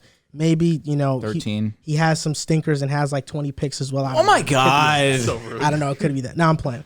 But I thought this was a great hire. It's important to note that McDaniel, with every quarterback he's worked with, has had a breakout year. RG3, Matt Ryan, Matt Schaub, Jake Plummer, Jimmy Garoppolo. So it shows that he can bring the best out of average quarterbacks. And like Jake Plummer, Schaub, Bronco Jimmy legend, Garoppolo, outside of Matt Ryan, these guys are kind of mid. So, Tua, maybe he can have this, upper echelon season maybe once or twice. Who knows? You're lucky I like Zach Wilson, man. You're lucky. In this offensive system, it brings out the best in quarterbacks. And I think it can bring out the best of Tua. Obviously, you have to really cater to his strengths, so RPO, short passes. But even last year, Tua on 20-plus yards, on 20-plus yard passes, his on-target percentage was 69.6 and 55.2 adjusted completion percentage. He's trying to get into Finn family's good grace. I'll tell you what, it's making me happy. It's making me happy. This is the first time he's ever not absolutely taken a dookie on Tua. I love, because I really do love this hire. I do really too, man. I do too. With that being said, this roster needs a massive overhaul. No doubt. Because the personnel as it currently stands just doesn't fit. Agreed. Devontae Parker, I don't think is a good scheme fit. You mentioned Mike Gesicki. Mike Gesicki's gone. He can't block. And in this offense, your tight end needs to be able to block. He is gone. They're going to replace him maybe with a David Njoku. Dalton Schultz wouldn't be too bad. They need a run blocker. Going there. They need a run blocker, and Mike Gesicki is anything but that. He doesn't even line up as a tight end like 90% of the time. So I think he's gone. Jalen Waddle's that one that he is going to be a star receiver in this league. Without he doubt. is going to be a mainstay. And you mentioned Teron Armstead. I think if they get him, that would be an amazing signing. They need depth. They need just a good offensive line. Right now, they're abysmal. They were the worst-ranked offensive line in the NFL. I don't think we're going to see the results of this hire this season. Agreed. Unless they, in the offseason, they make moves that are like, okay, now this roster has a massive overhaul. But McDaniel ultimately took this job because he thinks he can win with Tua. And I've said it before. I've never said you can't win with Tua. That has never come out of my mouth. I can't with you, man. And Joel, you can vouch for me. Have I ever said you can't win with Tua? No, I've never said that. He just thinks he's an average guy. And you said he was one of the worst quarterbacks in the NFL. I mean, at one point. You said this can win with Tua. At when? Wait, when? After the game against the Titans, you said he's a bottom tier quarterback. He had a bad game against the Titans. Overreaction. That's what it was. No, because you told me, you're like, bro, watch the game. It wasn't that bad. It really wasn't. And I went in and watched, and I was like, this is raining. It was bad. No, it was bad. That was raining. That was a and bad they didn't prepare for it. It was disgusting. Bro, you can't give me you didn't prepare for rain as an excuse. And you know what? You know what they did when it rained that next week in Miami? When it didn't matter? Unfortunately. They beat a division rival. Great win. And the Patriots that already had a playoff lock. I don't think I said Tua was one of the worst quarterbacks in the league. You did. You said no. He was You said no. It's not that. You didn't call him one of the worst. You just created a quarterback tiers list and you put him in the tier with the Daniel Jones and stuff. Yeah. I wouldn't want him to be my franchise guy. I think he's a limited quarterback. Is Zach Wilson in that tier? Hell no. He was in a different tier because he hadn't played enough. All right, so is Tua still in that tier? Yeah. All right, is Zach Wilson in that tier? This is the tier I made like a month ago. Okay, I understand. I had basically the entire draft class from last year in that tier. Because like they played one season. All right, the season's over now. All right, it's over. Regular season's over. A month ago. Okay, we have to see one more year out of all these guys. Exactly. But I would rather have Zach than Tua right now. Tier.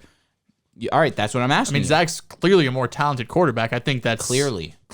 I think if you watch Zach Wilson and Tua play, I don't think it's. I mean, there's some people that believe that Zach Wilson isn't even a top 3 quarterback in this class. I understand Is that. It that clear then? I think it's, if you're talking straight talents, what can Zach do at his peak versus what can Tua do at his peak? Tua might not be a top 3 quarterback in this class.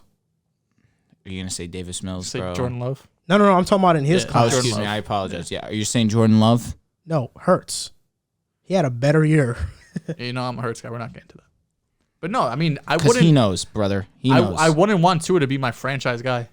All right, I'm glad you feel that way. Look, because when he becomes the franchise guy, and I'm here doing lap after lap after lap, giggling when he has 300 yards on like 5 yards per attempt. You know what's funny is that you were doing that this year when they went on that win streak. It was awesome. And then you came in week 18 after they lost to the Titans. Their first loss in 8 weeks. I wasn't because he had a stinker. He did have a stinker, but the team had a stinker. Overall, they scored 3 points. They gave up over 30. I mean, and most of that was due to quarterback play. Not most of it. The defense played like garb. With 3 points, that's under the defense. Oh, no, agreed. But there was turnovers in that game that put the Titans in perfect field position. Again, it was raining. They did not prepare for a rainy game. But what does that even mean? Well, they weren't ready for it for whatever reason. Okay, I'm just going to say this. I've never said you can't win with Tua. You can win with him, but he's just somebody that I just, He's a guy. He's like middle of the pack. That's what he is. He's middle of the pack. You think he's fine. Drew Brees. That's fine. And maybe actually you have given me some clarity on the debate we had earlier. The fact that you can't grasp the concept of Burrow being better than Stafford is because you're still holding on to the idea that Tua might be better than Burrow one day. That has nothing to do with anything. That has nothing to do with anything. I mean, you obviously have something against Burrow. I hold bias aside in every conversation I have. That's a fact. Okay. That being said, am I holding on to him being one day better than Burrow? Sure. Am I taking anything away from Burrow and what he's doing because of that? Absolutely not. You're taking Tua over Zach? I am. I feel like if I had asked you, can Tua be better than Stafford one day, you would have just brushed off that question. And said no. But he could be better than Burrow or It's early. It's way too early. I'm just saying, are we past that? Can we wait, man? It's enough. No, we should already be past that. Like, it's not going to happen. Because if you're like adamant, like, no way he's better than Stafford, I don't know if you'd be like, he might be better than Burrow. Like, Burrow and Stafford are neck and neck. For years, man. He's done it for years. At this point in time, it's clear Burrow's better than Tua. We have a long ways ahead of us. There's a long way. There's just not many quarterbacks who are clearly better year two and then just fall off a cliff. Listen, Big Ben won a championship in year two. Big Ben's a Hall of Famer. He's had great seasons. All right, what are you talking about? I'm part of the best big three in football offensively. That was way after he won a Super Bowl. Okay, you guys just are so quick trigger. You don't let me finish. Ben won a Super Bowl in year two. It looked chopped for Eli Manning. Eli went in to win two more. I don't think anybody doubts Big Ben's better than Eli, though. I agree, but I'm saying there's been moments where Eli would at least push that envelope and say, I might be better than Big Ben. There's been moments. I'm saying I just see there's possibilities. I just see a talent gap between them. You know what's the difference? Actually, in what way? I don't think Tua has a really good arm. I don't think he's that mobile. And do you think Joe Burrow has a great arm? He's a damn better arm than Tua. Damn better? Yes. You're just being rude to him. I think that's why I said. I think I said Tua has one of the worst arms in the NFL. You know what's funny? I think that's what it was. You know what's really funny? Listen, Joe about Burrow this? is better than Tua. Yes, at this point in time, no doubt. You know what's funny about this is that you made that Big Ben and Eli comparison. I actually think that pertains more to Burrow versus Herbert than it ever would to Burrow versus Tua. Burrow has won 3 playoff games already. I'm not even sure if Tua can win a playoff game. So Phillip Rivers, he's stunk it up in every single big game. I mean, bro, you said he could be Jimmy G. Jimmy G won a lot of playoff games. Yeah, but like you have to be in the perfect. All right, so you know what? Fine. I agree. So Phillip Rivers, right, the odd man out, even though he was the number 2 overall quarterback, right? Let's say that's the case. There's been times where even Phillip Rivers would push that envelope of both of these guys being better than both of them. So again, there's a long career ahead. All right. Joe Burrow has a clear edge, where even to the point where he thinks that he's better than Herbert. What are we gonna be in like year 6 and you're gonna be like okay. Year 6, it'll be pretty clear and obvious. But at this point in time, the situations are night and day. I'm just curious, like what year 4? I'll give you 6 is fine with me. 6 years. That's all you need to I mean, that's the number you gave me. I in my head, I said 3 is good. I don't think I need 6 years to know if one quarterback's better than the other. That takes time. I feel like you could tell within a couple seasons, bro. You could tell within year 4 is where you stop and you say, "Nah, this is who this guy is." You see special quick. Year 4, you already know this is who this guy is, bro. Just the trajectory on where Joe Burrow's career is going right now. He just made it to the Super Bowl in year 2, right? His trajectory is already insane. Like all of the best quarterbacks outside of Josh Allen, who's just an anomaly, has showed year 1, year 2 special traits. That's why I don't need 6 years. Tua is extremely accurate. He is accurate. Extremely. Yeah, he was Wait till he gets weapons in a line. 6th or something like that. Wait till he gets weapons in a line. I wish that there was some way we can bet on this, because maybe you can place your bet on DraftKings. And the moment that we've all been waiting for since September is finally here. In honor of the big game, DraftKings Sportsbook, an official sports betting partner of Super Bowl 56, is giving new customers 56-1 odds on either team. Bet just $5 and get $280 in free bets if your team wins. DraftKings Sportsbook is now live in New York, meaning you can bet from almost a third of the country. If Sportsbook isn't in your state yet, play DraftKings Daily Fantasy Football Contest for Super Bowl 56. new customers can get a free shot at a $1 million top prize with their first deposit. Download the DraftKings Sportsbook app, use promo code TBPN, and get 56-1 odds on either team. Bet just $5 and get 280 in free bets if your team wins. That's promo code TBPN at DraftKings Sportsbook, an official sports betting partner of the NFL. So happy the Celtics are back. We're up 30 on the Nets right now. Feels good. Yo, the Nets just suck. Yeah, no, they're terrible. They suck. There's no heart into it. These next two coaching hires, I think we aren't going to be as emphatic about as the previous two. The Texans hired Lovie Smith, and their finalists were Brian Flores, Josh McCown, and Lovie Smith. I'll just go first because I feel strongly about this. I thought the Texans hiring Lovie Smith was a sham. I thought it was a bunch of bullshit.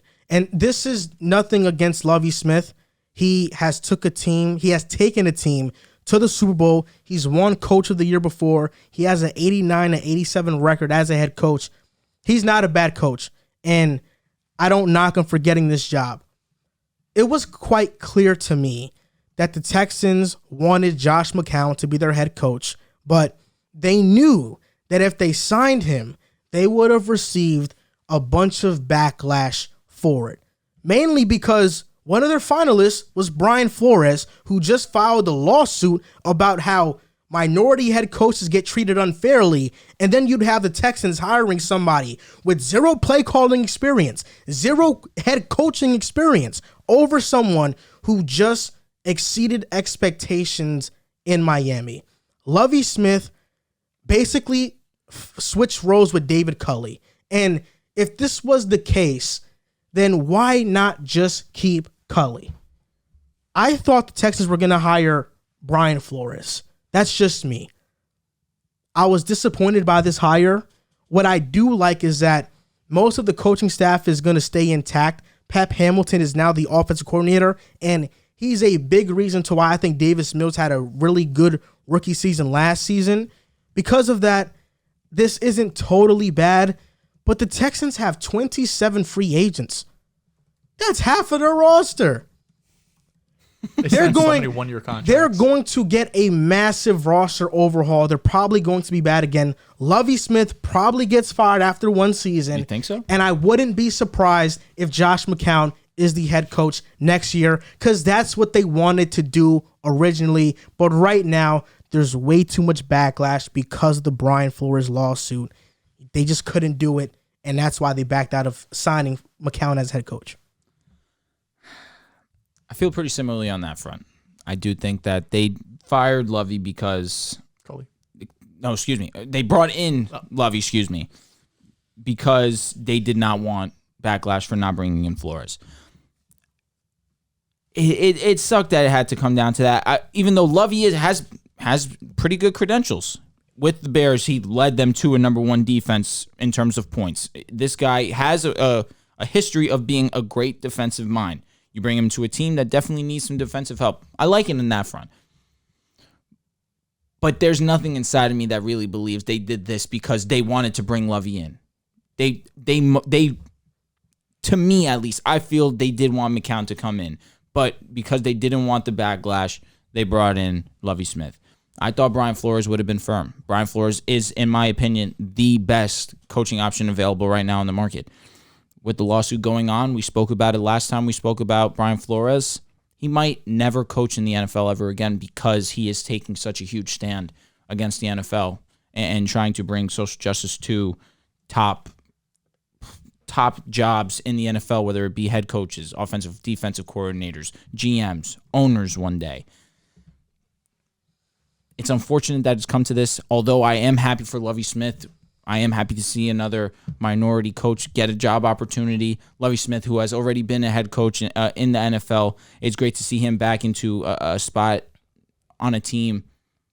I just wish it was in good spirits. Before you go, Joel, what you just said there about how you're happy for Lovie Smith, I just can't vibe with that because I feel like they're using him. That I feel like they're using him. Like you're happy for the man as himself. 100%. You're right. I'll just be unfiltered right now, because this is just the God honest truth. The Texans are a coward franchise. this point blank period.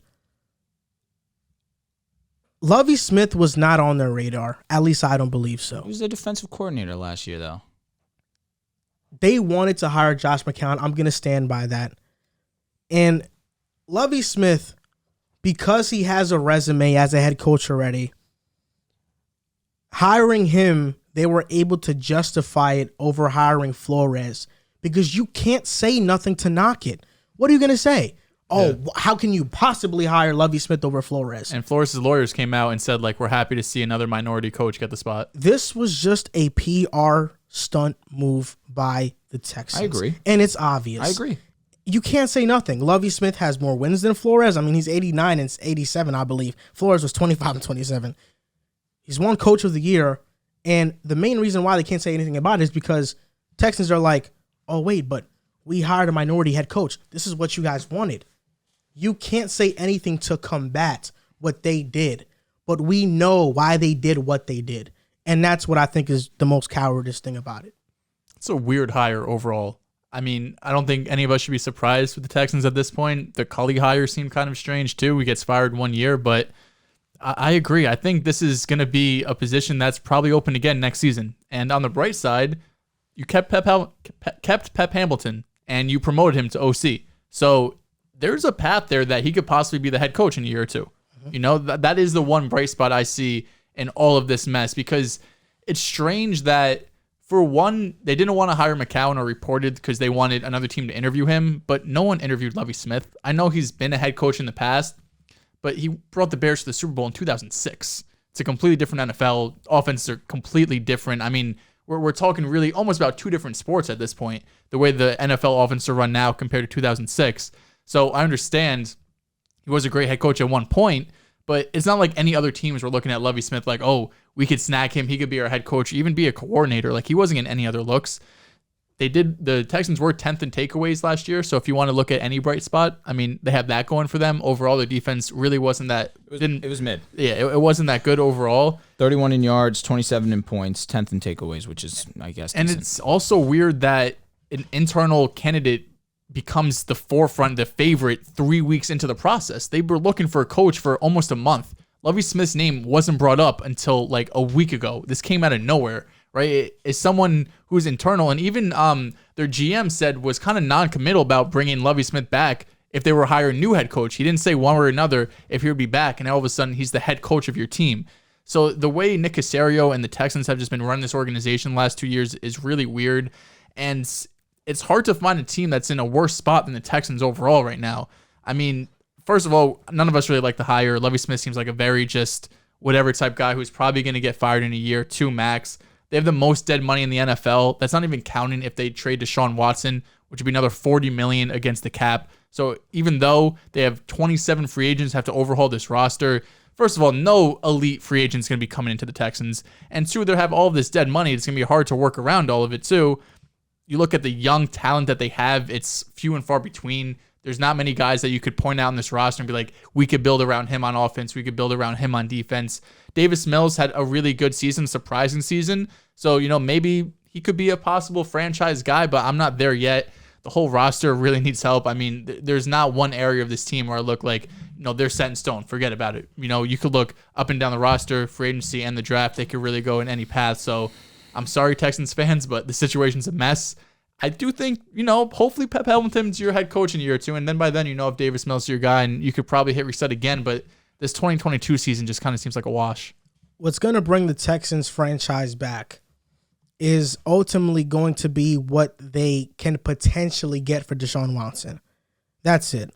And with his current allegations and his current legal situation, we don't know when that's going to happen. And we don't know any team that's going to be willing to trade a treasure chest of assets as long as this thing is floating. But the Texans, to me, just feel like a team that is waiting to get off of this Deshaun Watson saga because he's made it clear he's not playing for them again. And, well, let's see what they get back in return because it's definitely going to be like 3+ first-round picks. Can I ask a question? Maybe I just didn't read something. I thought Pep Hamilton was supposed to be the offensive coordinator of the Giants, but now I'm also he was a favorite, but Mike Kafka got it. And so now the Jaguars now are interested in bringing in Pep Hamilton. I thought he got promoted to OC of the Texans. That's what I saw. No, he did. Was that recent? Because this article was from a day ago. Doug Pederson already has a OC in Jacksonville. Interesting. Okay. Yeah. All right. It's Mike McCoy. No, Mike McCoy is the quarterback's coach. My fault. For the Jaguars, but Pep Hamilton's staying in Houston. Okay. All right. Cool. Yeah, SB Nation said 12 hours ago that he got promoted. Okay, because I was about to say a day ago it says that the Jaguars were looking to bring in Pep. Yeah, they have basically the same staff. I mean, Lovie was obviously there before, so it's really it's not outside shocking. of Cully. They just swapped. Cully just swapped. And it's Lovie. another old head coach. Lovie's 63 years old. I think Cully was the oldest head coach. Their best hire would have been D'Amico Ryans, in my opinion. He's a Pro Bowler with the Texans, a loved by the fan base. And what he did with the 49ers defense this season was amazing. Yeah, you need that's why I love what Miami did, because they really shot for the moon. We're going to go, and if this guy hits, he's going to be one of the best coaches in the league. Lovie Smith is... You know what's actually funny? I mean, what's actually interesting is that from the Kyle Shanahan tree, Mike McDaniel's gotten hired, minority head coach, Robert Saleh. D'Amico Ryans is next. He's getting a head coaching job pretty soon, I believe. Gerard Mayo, you think, or no? Gerard Mayo's from New England. Mm-hmm. He's our linebackers coach. That's what I'm saying. Do you think he's going to get a head coaching job soon? He's getting interviews. That's what I'm wondering. I don't really think so. I think D'Amico Ryans is next in line for something like that. I don't think Eric Bieniemy's ever going to get a job at this point, man. It's breaking my heart. See the successor to Andy Reid? Interesting. Maybe. I mean, it seems like Reid could coach for however long he wants. No He's doubt. old though. I know, but so is Belichick. So is Pete Carroll. Man. Pete Carroll, I think, is pretty. He's on his way out because he's been haven't had a great How season. old is Andy Reid? He has to be in his 60s. Yeah. I mean, he's still eating cheeseburgers, man. I know, but he's still one of the best offensive minds in the game. It's crazy, bro. Yeah, it is.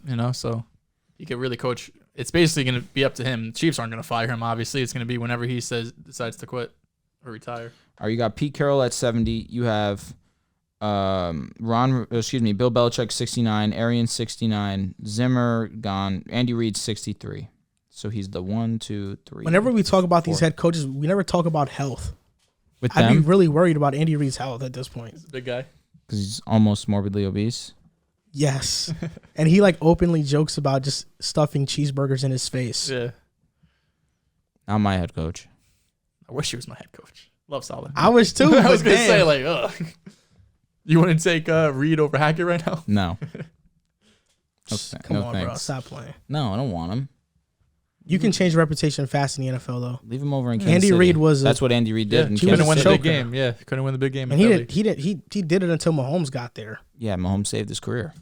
His legacy, I guess. Because he won a bowl.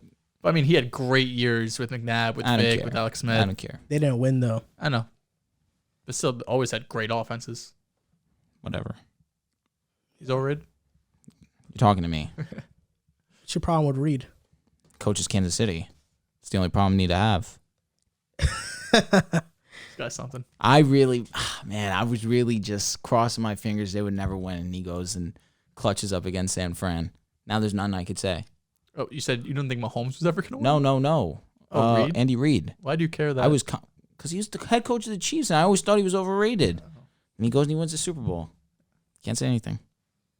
The Saints hired Dennis Allen. It's his second stint as a head coach. He went 8-28 with the Raiders from 2012 to 2014. And they had other candidates, but he ultimately beat them out because he was very successful as the Saints defensive coordinator. The Saints defense ranked 4th in yards and points over the last 3 seasons. And even when Sean Payton was not coaching this team, when he was absent from this team, Dennis Allen was the head coach. And that was the game they shut out the Buccaneers, beat them 9-0. First time Tom Brady's gotten shut out since 2006. And Dennis Allen was the head coach that game. Internal candidate. I guess I'm not as low on this hire as other ones or as the Lovie Smith one because I don't think this is actually a sham. I think they actually believe in Dennis Allen. But when they said they were going to interview Bieniemy, I thought he had the job pretty much. But I can understand why. I mean, he's been their defense coordinator since 2015. That defense has gotten better with him, and it's still playing at an elite level. They're probably losing Marcus Williams, but most of the defense is being kept intact. Lattimore, Cameron Jordan, Marcus Davenport, Onyemata. Demario Davis, Malcolm Jenkins, Paulson Adebo, C.J. Gardner-Johnson. Their main guys are staying. So I think that continuity is important for the Saints. And now it's just about being good offensively. Now it's just about drafting a receiver in the draft like a Garrett Wilson or Olave or Treylon Burks or Drake London and getting a difference maker. Maybe Michael Thomas finally decides he wants to play and he plays. I think that if their defense plays at this level and they have decent weapons on the outside, Taysom Hill can win some games. I'm not totally out on Taysom Hill. You're not trying to bring in a new QB? I'm trying to, but I'm not forcing it. I think you have to. I think so too, personally. I don't think you could go in with just Taysom Hill and like Ian Book. Because what pick are they about to have? Teens, 19? late teens, 18? No, early teens probably. Because there's a possibility. Late teens, definitely. There's a I'm going possibility. to check right now. There's 14 teams make the playoffs. They didn't make the playoffs, so that's 18 right there. You said early teens, though. That's like top 15. Yeah, you made a mistake. You made a mistake. Because right in that 18th range, overall pick. 18th, in that range, that's probably where Willis and Hackett's going to be. I'm not drafting a quarterback in the first round on the Saints. But what do they really need? Do they A receiver? But you could get one in the second. Nah, bro. You Like could it's a get different. one Like in the second. it's a difference between Garrett Wilson in the first and I'm not saying you're wrong. Jahan Dotson. I'm not saying you're wrong, but there's a need. A receiver. You have Michael Thomas. He comes back. You don't need a receiver. That's a huge question mark. Agreed. But it's been a whole season now. If he doesn't come back, you're right. 100%. I apologize. You're right. He played a little bit. That's what fogged my memory a little bit. Came back, then got hurt again. Yep. I'm sorry. I didn't mean to cut you off, bro. Go ahead. Cut you off. No, all right. Well, I'm sorry, bro. I just think personally, Taysom Hill is not a bad person to have at quarterback. It's just not ideal. Yeah, far from. You bring in a guy in Hackett who has potential. You bring in a guy, Willis, who has a solid arm, who is pretty athletic. I just think that I would rather take that gamble and second, third, use that on a skill position player like a receiver. Michael Thomas has been out for a while. If he doesn't come back, it's solely based on the fact that he doesn't want to play Saints football. That's really what it is. I don't think it's a matter of injury. He had the surgery. He took this whole season to get better, to come back for whenever he wants to come back. If he doesn't come back, it's solely because he wants to be on a different team. I think that you take the chance, go QB, especially because people are low on these QBs. They're at a perfect spot where they could land one of the top quarterback prospects in this draft. Not that it's saying overly much, but you don't have to move to get what could be your franchise guy. So I'm not totally against it. If I'm the Saints, I'm trying to bring back Jameis. That's the first thing. Yeah. Okay. I still like Jameis. Okay. Yeah. Completely forgot about him. I think 2 quarterbacks at most go in the first round. I agree. 2 at most. The ones that I said. It's Malik Willis is probably the first one off the board because he has the most talent. Yep. And rightfully so. Kenny Pickett probably goes second. If I'm the Saints, I'm just going to wait in the second round and grab whatever I can get. That's really Like it. QB? Yeah. Like a Matt Corral. Like a Matt Corral or a Howell. Desmond or But Howell. where Desmond history Ridder. has shown you that second round wide receivers pop more often than a second round QB. Wouldn't you take that risk? The one issue I have with taking... You know what I mean? The reason I say no is because, Garrett Wilson's a beast. Yeah. It's not even that. It's just that you have to trust your evaluation. Mm-hmm. It's as simple as that. And if you have a grade on this player that's a great receiver, Mm-hmm. you have a great grade on this guy, you have to take him. Mm-hmm. And you can't risk waiting in the second round. And I think that's how teams get, messed Burned. up, messed Mm-hmm. over. Justin Jefferson was the first round pick. T. Higgins was second. There's a difference, but still a great player. Significant though. Yeah. Justin Jefferson came in the league. and Jamar was a top Chase 3 was receiver. the 5th pick in the draft. But Jettas was the 4th receiver? No, 5th, excuse me. Because they took Rieger over Jettas. It took Judy, Ruggs, and That's Lamb. the 5th. Lamb. Yeah, he was the 5th receiver taken off the board. It's not. There's going. That could be that. It might not even be Wilson though. Like, because I think Garrett right Wilson. now, I don't know what if is Wilson's there Wilson? at 18. Garrett Wilson probably goes first. I think second is It's hard. Treylon Burks maybe Uh-huh. or London. Jamison Drake. Yeah, Drake London. Mm-hmm. Jamison Williams. if anything, It's like he One of them will potentially be there. could drop One to of the those second four will be round. yeah, there. one of them might be there. I think and might be Jameis the isn't fourth, gonna- fifth I don't- receiver I think taken. I Jameis will be hope a first not. round I pick. hope not. He deserves His to go speed high. is different. Yeah. The one issue I have about taking a quarterback in the first round, especially if you're the Saints, is there's just going to be pressure to start him. And I don't think any of these quarterbacks are really going to be ready to come in and start the first season. Is there pressure? Do you If think? you take a quarterback in the first round, there's going to be pressure to start But him. there's been Especially if you're starting quarterbacks, maybe Taysom Hill, because or he's going to Jameis struggle. Or Jameis. Yeah. And the reason he's going to struggle is because they have no weapons. Yeah. Like, But if Michael Thomas comes back, that's not that much of an issue. I'm not counting on Thomas anymore. I think get it's it. more likely he gets traded than it comes back and plays for the Saints. Yeah, I also think he could get traded too. I don't know. If I'm the Saints, I talked about it, like this is a scenario. You brought in a new head coach. You mentioned about their defense, but a couple of their key guys like DeMario Davis and Cam Jordan, they're getting older. They're in like their early to mid 30s now. They're not getting any younger. Still a beast. They're still really good. The one thing they have going for them is the NFC South is going to be atrocious next year. You have the Bucks. Who knows what they can do in at quarterback? They have a bunch of free agents, not a ton of cap room. The Panthers with Sam Darnold. Who knows what that's going to look like? And the Falcons, who are probably the favorites for the division right now because at least they have Matt Ryan. They have a viable quarterback. If the Bucks get Jimmy G, they probably win the division. I agree. I think that's my top spot for him to go also. Even still, the division's winnable. It doesn't go from Brady to Jimmy G. You go from, a 13-win team to like a 10-win team. I don't know. Carolina? With that infrastructure. Sam Darnold? Yeah, they probably bring someone in. Yeah, but they don't make a big move, I don't think. So I think that defense is trending in the right direction. Oh, for sure. They do have the weapons. Don't sleep on Atlanta. I'm just not sleeping on the Panthers if they change. Even though Atlanta can't make any moves. Who's their quarterback? That's you know what I'm saying? agreed. Like, agreed. Are you going to trade? Get Teddy back? Yeah, that's the thing. The only team you don't question the quarterback is the Falcons. That's because they got a guy in Matt Ryan. It's because they're a playmaker. Because the other guys you compare him to are Taysom Hill, Sam Darnold, and Ian Book, or whoever you want to put in the Bucks. Like, why you disrespecting Matt Ryan? Kyle Trask?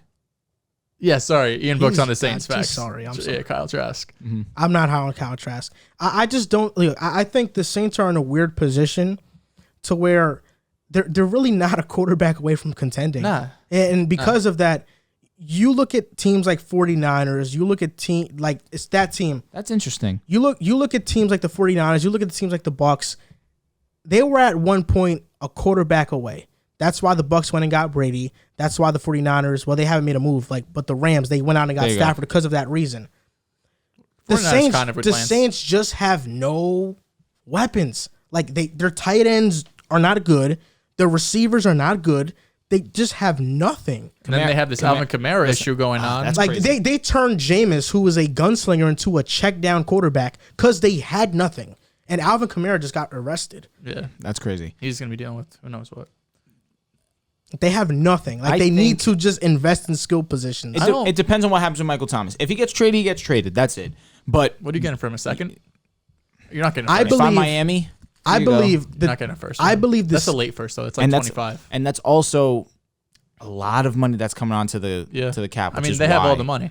You guys have the money to spend. Which is why you guys. Yeah. I believe the Saints win 10 games because I think that defense is still going to be great. Taysom Hill can win games. He can win games. They just need to have weapons on offense. You think they can win 10 games? With that defense being that good, with way too weapons. Let's make a bet. I'll take the under. I have to see how the roster looks out. I'm not like I'll take the. I'm just saying they just have to have an average offense and they can win 10 games. This guy's quick trigger with the bets. That's how great their defense is. I will take the under at like minus 200 right now. Bro, they won. They went 8-9 or 9-8 this past season. Mm-hmm. 9-8, bro. And they with just lost, no weapons. They just lost one of the best head coaches in the league. You're right. No, and I don't hate Dennis Allen. Like the Saints came out and said they want to make it an easy transition from Sean Payton to their next guy, which makes sense why they have someone in house. I don't think the defense drops off though. I don't think so. I mean, he's been their DC for years. So that's why I'm confident in the defense. I don't think it drops off. Sean Payton made the offense stay somewhat afloat because he's that genius of an OC as a play caller, as a head coach. But that's why you need to invest in skill positions because you need to have this. You have to have this next OC be able to make something out of nothing. Make a meal with ingredients. Because Sean Payton had no ingredients and he was still cooking up something. And they could possibly lose their best offensive lineman to free agency too. That would be a huge hit to their offense. If Armstead walks. Yeah. But even then they had Ryan Ramczyk. I was going to say I didn't know how to pronounce his last name, Ramczyk. Yeah, but I mean, Armstead's a top 3 tackle in the league, top 3 left tackle, So Right. even if you move off, even if he walks, like that's going to take a hit. But that's why the Saints were at least manageable on offense because they had a great offensive line.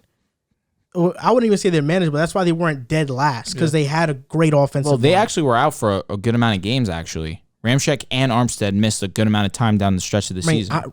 Ryan Ramczyk, Andres Pete, Eric McCoy, Cesar Ruiz. Yeah. Cesar Ruiz is the only liability he's there. a second-year player, right? You said Armstead's left tackle, right? Yeah. So do you think he has the ability to play right tackle? I don't know. I don't know if he played in college or early in his career. He's played left tackle forever for the Saints, so that's the only reason I know. Because he would have to play right tackle for the Dolphins, which is why I ask. It would make sense. Mm-hmm. Yeah.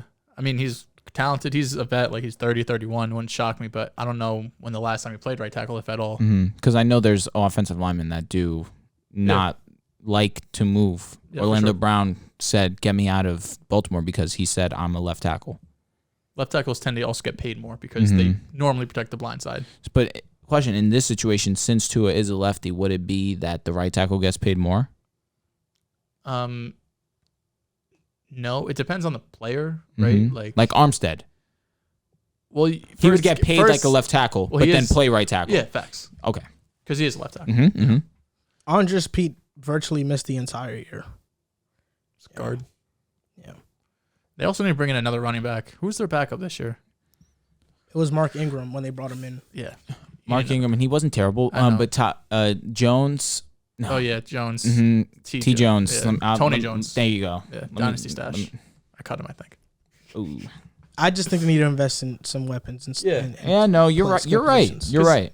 I'm not high on Michael Thomas. Like, if he plays, I'm high, Okay, there obviously. we go. But like, I'm not invested on him coming back to the That's Saints. a good and becoming question, the though. lead If receiver. when he comes back, is he even a top 5 receiver? No, hell no. He's Top 5? top 5. No, there's a lot of talent He in the might not even be NFL. top 10. See, that's where you lose me a little bit. You think he wouldn't be top 10? It's borderline. It's hard because he hasn't played it so long. Like, I'm still taking him over Amari Cooper. I probably still take him over CeeDee Lamb. The Horns aren't top 10 receivers. No, I'm just naming really good receivers that I'm putting. What about over. him and Mike Evans? Who would you take? Damn. Taking Hopkins over him? At this point, Yeah. are we getting a healthy D-Hop? Yeah, It don't going even into matter. next season. Yeah, I'll take D-Hop. Taking A.J. Brown over him? Easily. TBD. Come on. That's TBD. easy. Are you taking Keenan Allen over him? No, I'm taking Michael Thomas. Taking Deontay? I would probably take Michael. Wait, so what? Hold up. You're taking Keenan Allen. You're not taking Keenan Allen, but I'm taking Michael. Both of these guys okay, over. okay. Taking Jalen Waddle going into next year? It's heartstrings. So Chris he could Godwin. be. He could be Chris Godwin. We're right at that like 11, Yeah, 12 tier. yeah. Because I didn't even mention Yeah. Kupp, Adams, Jettas, Jamar, Tyreek, Debo, Stephon Diggs. well, this is interesting. We'll see how Michael Thomas bounces back. That is interesting. Those are tough names. Keenan Allen. DK? Yes, I'm taking Michael. Michael Thomas, when he's on the field, we can't forget that he broke records. I know. We're just 3 years removed. Is it 3? It's 20. It's going to be 3. Yeah, next year it'll be 3 years. He'll play next season. There's no doubt in my mind Michael Thomas is suiting up. Calvin Ridley. I'm taking Michael Thomas. The coaching carousel is now complete. And because of that, we're going to grade every single coaching hire. First up, Matt Eberflus. What's your grade for this hire? I'm giving it a B. I'm not ecstatic about it, but it's not a complete failure. I'm going to give it a B-. I like the fact that they're catering to their strengths. However, I would have liked them to put Justin Fields with an offensive guy. I'm going with the C-. Now, Nathaniel Hackett. This is a B+. Not only because I think he's a good offensive coach, but Aaron Rodgers. Absolute A+ for me personally. You bring in an offensive mind, which I've been begging and pleading for years. I love the move. If they get Aaron, it's an A. But if they fail to get Aaron, this is a C, and I have a feeling he won't be a head coach long. Brian Dable. A+. This is my first or second favorite move of the offseason. A+. Put Daniel Jones in a situation where he can actually thrive in. I love it. This is an A+, and the coaching staff is an A+. Mike Kafka is the OC. Martin Dale is the defensive coordinator. He had a lot of success with Baltimore. This was an A+ hire. I wouldn't be surprised if Daniel Jones becomes a good quarterback, because right now he's below average, but like a good, solid starting quarterback. So he's going to beat out Mitch. They haven't gotten Mitch yet. Let's see if they get Mitch. Josh McDaniels. This is a B for me. I still got to see with McDaniels, but the roster's there. You have Derek Carr, so he doesn't really have any excuses. This is C+ for me. I'm skeptical on him as a head coach, as is. So how his stint was with the Broncos. Maybe I'm a little bit hungover from that, but we'll see. I'm giving this a C, mostly due to the fact that I feel like the teams in the division are going to be better, like the Chargers, Chiefs, and Broncos, if they do land a star-studded quarterback. I just don't really. I like the duo between him and Carr. I just really don't know what their ceiling is. They still have a lot of holes in that roster, and I'm not too in love with the staff. It's a bunch of Patriot guys. Shocker. It kind of just feels like a copycat of what every single Patriots coach has had to try to do, and they've never had success. Doug Pederson. This is an A-. I think Doug Pederson is someone who could come in, head coaching experience, be able to relate to players, and get the best out of Trevor Lawrence. I'm going to give it a B+. I like the fact they brought in a guy that is going to cater to Trevor Lawrence, the generational talent that he's supposed to be, and you put him in a situation where it's just going to be about developing Trevor Lawrence. This is an A for me. A former Super Bowl winning head coach. You don't find much of those on the open market. And now the Jaguars have somebody who's played the quarterback position before, has proven he can develop a young quarterback. Hopefully Trevor Lawrence is next. Kevin O'Connell. This is a B for me. It's someone I definitely like coming in and, who could elevate Minnesota's offense. But it's not someone who I think is necessarily a home run higher. I'm going to give it an A-. You have unbelievable offensive talent on this squad. You bring in an offensive mind who has already implemented a great offense or been a part of a great offense in LA. You bring him over to Minnesota with Jettas, with Thielen, with Dalvin Cook to work with potentially Kirk Cousins if he's their quarterback. I love it. I'm giving this a B. Like you mentioned, they have the offensive personnel in place already. I am skeptical that he hasn't called offensive plays, but he has designed it. So that's why I'm not too drawn back on this hire, but I think he can maximize Justin Jefferson the same way that Cooper Kupp was maximized this past season. Sure. So I think this is a good hire for Minnesota. Mike McDaniel. A+. Right up there with Brian Daboll. It's one of my favorite hires this offseason. Someone who's young, smart guy, relates to players, get the most out of his players too. So if you're a Miami fan, you should be ecstatic. 100% an A+. Bring in an offensive-minded guy to work with, Tua Tagovailoa, help him develop this early in his career to potentially reach the top 5 potential that he was drafted to be. I love it. I think this was also an A. I think he could turn Tua into a solid quarterback. He's average right now. I said you can win with Tua. It's a perfect scenario for him. Just has to make sure that he threw in the, I said he can win with Tua. He's an elevator of average quarterbacks. I agree. Yeah, so He's not average. Elevator of average players in general. Look at all the running backs. I'm just telling you, he's not average. Tua? Yeah. A little below. Lovie Smith. You better hope. You better hope. Lovie Smith's A D, personally. I just think that it's interesting that they brought him in, even though I believe Brian Flores would have been the better option here, but given circumstance and the unfortunate truth that Brian Flores may never be a head coach again, they decided to cop out. I'm also giving them a D, not because Lovie Smith's a terrible coach, but it just seems like someone they're going to replace in a year or two. He doesn't seem like a long-term Agreed. answer. He's one of the older coaches in the league, and the last time he was really an elite head coach was with the Bears in the mid-2000s. This is an F. I think it was a sham of a hire. They really wanted McCown, and because of that, I think they're just using Lovie Smith to be scapegoated until McCown can be the head coach or he has the credentials at least somewhat to do it. So that's why I'm giving it an F. Dennis Allen. This is a C for me. It's not someone I'm ecstatic about, but I like him more than Lovie Smith, someone who has, brought the Saints defense year after year, one of the top defenses in the league. It's going to be a matter of what do they figure out at quarterback, because if they can't figure out quarterback, he'll get fired. I'm going to give this a B. I think the Saints did a good job of bringing someone and elevating them up in their position to now a head coach where they've had success already within the organization, led them to a top 5 defense 2 years in a row. You make this guy the head coach now, and now he has the keys to the car. This is a B. He's had success with this defensive unit. He's been the DC since 2015. The Saints have been one of the top defenses in the last 3 seasons. I think keeping that continuity intact is important, and that's why I think it was a pretty good hire. Now, the Tennessee Titans were, at least for like a day or two, in the mix for Aaron Rodgers. And had they pulled some maneuvers, they probably could have landed him and Devontae Adams. Never say never. But their general manager, John Robinson, came out and said, he's our quarterback, in support of Ryan Tannehill amid Rodgers rumors. And they don't view Rodgers as an option and have full intentions on moving forward with Ryan Tannehill. Do you think that this is a mistake? Do you think this is just good PR? What do you think it is? That's the first thing that came to my mind was the GM has to say this, right? Ryan Tannehill is owed a ton of money. He'd be a huge cap hit if you move off him. And if you're a GM, like we saw Joe Douglas say, he wants to make Jamal Adams a Jet for life next season, or maybe that same season. I don't remember really, but he goes and trades Jamal Adams to Seattle. So I think a lot of GMs and head coaches in general, they do a lot of this coach speak where, you know, they're talking about players to the media. They're not going to come out and bash them. They're never going to come out and say, oh, yeah, you know, we are looking to move on from Tannehill. We're looking to upgrade the position, because what good did they get out of that, right? They have Tannehill, who just brought them to a number 1 seed, although it was his worst season in Tennessee so far.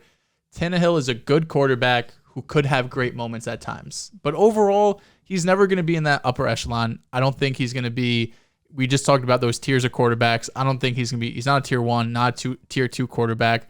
In his best moments, he could be a tier 3, I guess, with the Dak Prescotts and Kirk Cousins when he's really at the top of his game. But the one thing they do have going for them is, we mentioned it, you said that you think the Jaguars could be second in this division. That just tells me this is a bad division, right? Tennessee has really been running this division over the last few years. Vrabel just got an extension as well as their GM. So they have one of the best head coaches, not just in the division, but in the NFL. And when you're in such a poor division and you're winning, you have a better chance of keeping your job. So I do think the Titans should at least explore the option of going out and getting Aaron Rodgers, because it's Aaron Rodgers and he takes you from a good team to a great team. They're probably the 3rd best team in the AFC, right up there with the Chiefs and Bills, and you could probably put them in that elite tier of teams. But I think more than anything, it's just the GM coming out, telling the media and the fans what they want to hear. Ryan Tannehill is our guy. He's the guy we're going to go into next season with. But I think if you don't even explore the option, it's kind of malpractice. You know, if you have the ability to upgrade a quarterback position that drastically, going from Ryan Tannehill to Aaron Rodgers, one of the 3 best quarterbacks in the league, one of the most talented quarterbacks we've seen. Then you got Rodgers to go to Tennessee, who, bit of a warmer place, maybe, you know, he wants to go. I know there was rumors that he was buying a house, but you don't just buy a house overnight. I'm sure he's been looking in it for a year or something, so I don't know if I really buy into that. But I could see him potentially wanting to move on. And Tennessee, when you have A.J. Brown, elite wide receiver, Derrick Henry, the best running back in the league, and Vrabel, who is one of the best head coaches and respected across the league. So I think it's mostly coach speak, but they should entertain it. To start, I'll say it's Aaron Rodgers. You got to at least entertain it. He's a top 3 quarterback at the absolute worst. So to not even give it a possibility, or maybe they're just coming out to the public and giving this statement, but behind closed doors, they're actually trying to make it happen, maybe. But again, like you said, and I agree, it's a situation where you're the GM and this has been your starting quarterback for the past 3 seasons. You can't just come out and poop on him. You can't do that. Especially someone who has had success, put you in a spot where you guys have not been in a good amount of time. And before the season started, we had him as a top 10 quarterback. He went 33-7 last season. He was amazing. So this year, where you have A.J. Brown in and out of the lineup, you have Derrick Henry, who missed the rest of the season, came back the last game in the playoffs against the Bengals, but missed a good portion of the regular season. You had Julio Jones, who was supposed to be this huge addition to the squad, really was underwhelming to say the absolute least. Really started to come alive the last 2 games of the season, but really was not anything of what us fans and us analysts had expected at all from Julio Jones, given the fact that his name is Julio Jones and he has a laundry list of seasons of being a top 3 wide receiver in the NFL. So to see what he did was definitely disappointing, at least to me personally. I don't think Ryan Tannehill is a bad quarterback. I think he was put in a bad situation this season and he still won games. The stats aren't amazing. 21-14, around 3,700 yards, which isn't bad, which is 100 less than what he had last season. But he was relied on a lot more this season, given the fact that Derrick Henry wasn't there to take a huge load off. You have the best running back in the backfield with you. That's going to bring less stress on you as a quarterback. He had to do more this season. He won games, put them in games that week in, week out, they probably weren't the favorites to win, but somehow, some way, they managed to win these games, even without A.J. Brown, even without Derrick Henry. Give some credit to Donta Foreman. He played very well in his time to step up to the plate, but ultimately, I think staying with Tannehill is fine. If it's Rodgers, you move on, without a doubt. If you have the opportunity to get Rodgers, and the fact that Devontae Adams could be paired with that, they do become arguably the best team in the league. If you could say. In my opinion, if Tannehill plays better than what he did against the Bengals, I think they win this game.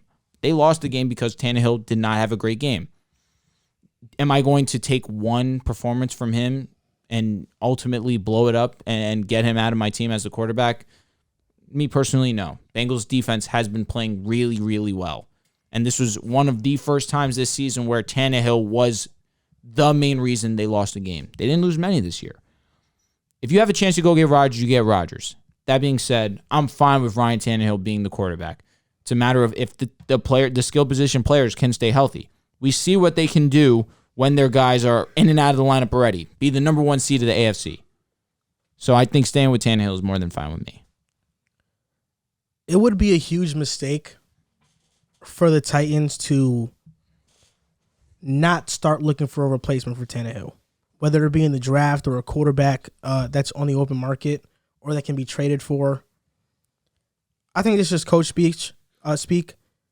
Aaron Rodgers should be on most teams' top list for who should they bring in as quarterback. And in 2019, before Tannehill was the quote-unquote starter for the Titans, it was Mariota at first. I was high on Tannehill, and I vouched for him. He was a good quarterback, and he proved me right. They went on a little Cinderella run, beating the Ravens and then beating the Patriots, Ravens, and then losing to the Chiefs, and they were up on them in the AFC Championship. Up 10 points, I believe. To then the very next year, facing the Ravens again, losing that game. Granted, okay, you weren't favorites, but we've seen underdogs win before. Now this year, being the first seed in the AFC and losing to an underdog in the Bengals.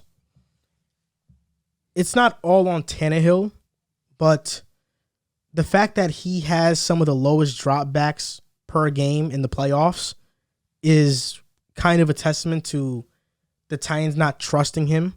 I think Todd Downing being their offensive coordinator was really bad. It was clear. It was clear the step back that they took from Arthur Smith to Todd Downing. You saw Arthur Smith go to Atlanta and win 7 games with a roster that was devoid of talent.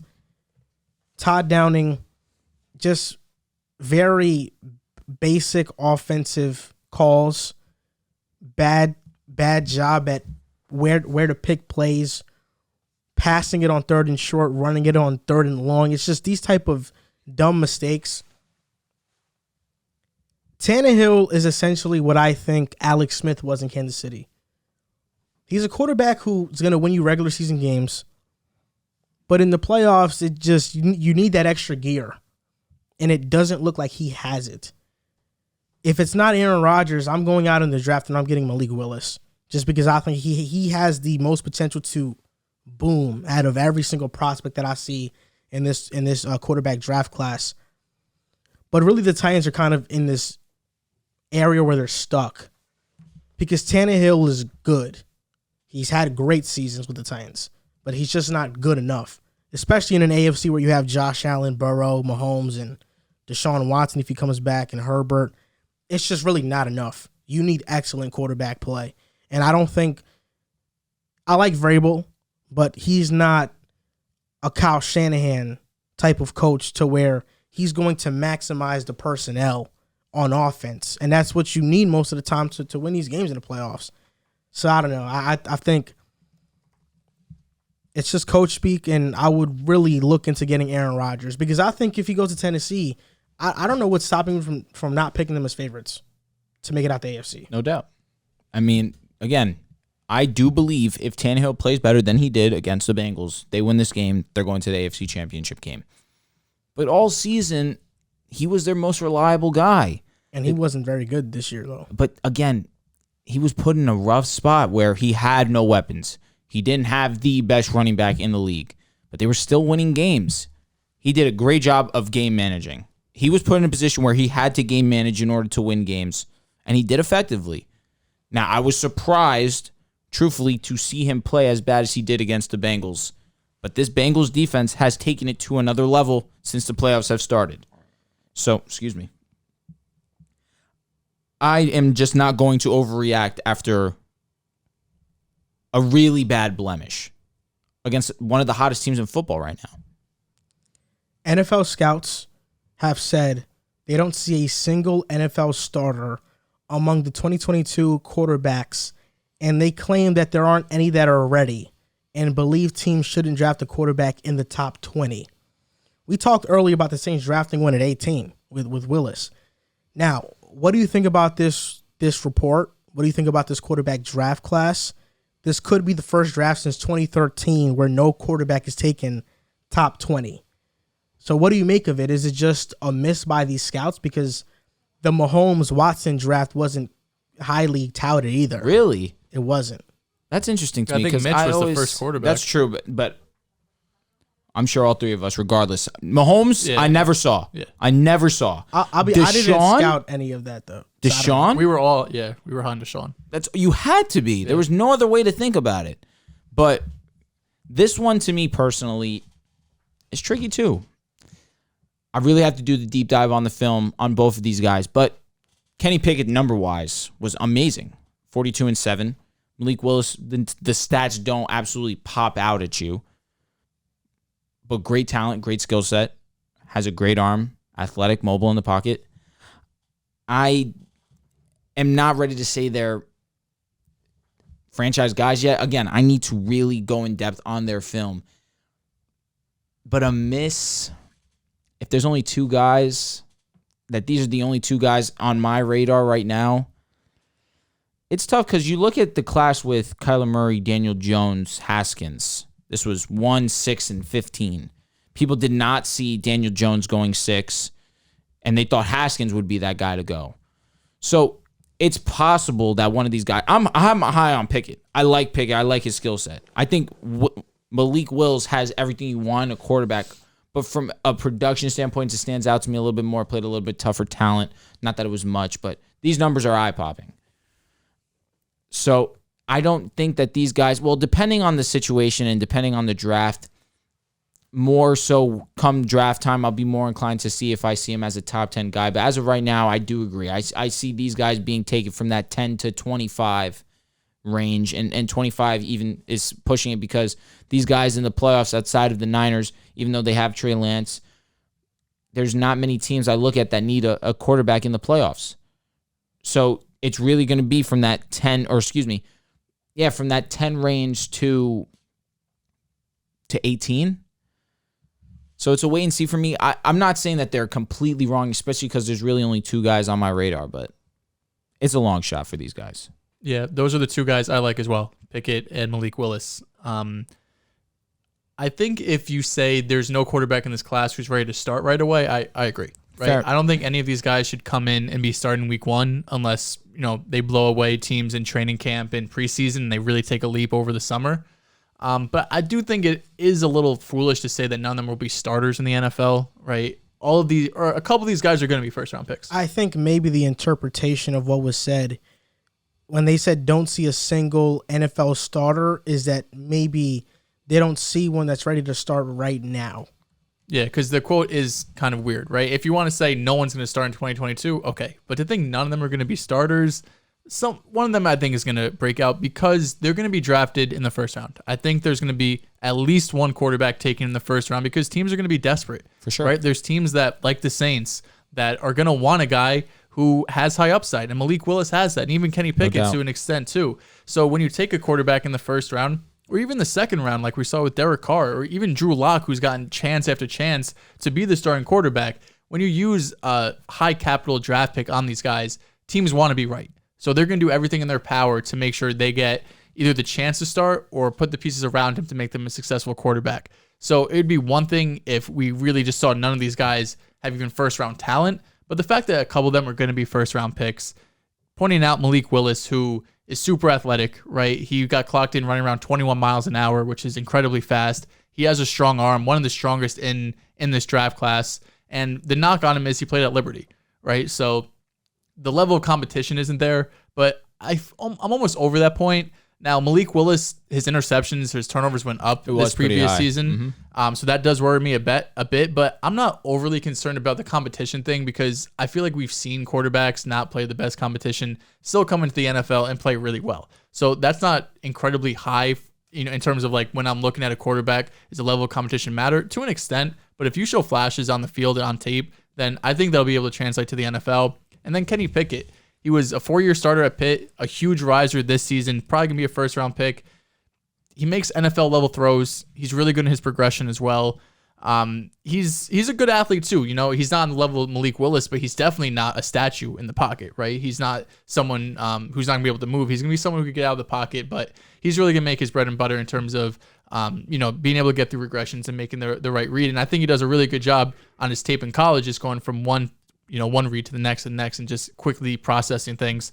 I know there was a lot of rumors in the Senior Bowl that the Steelers were really interested in Malik Willis.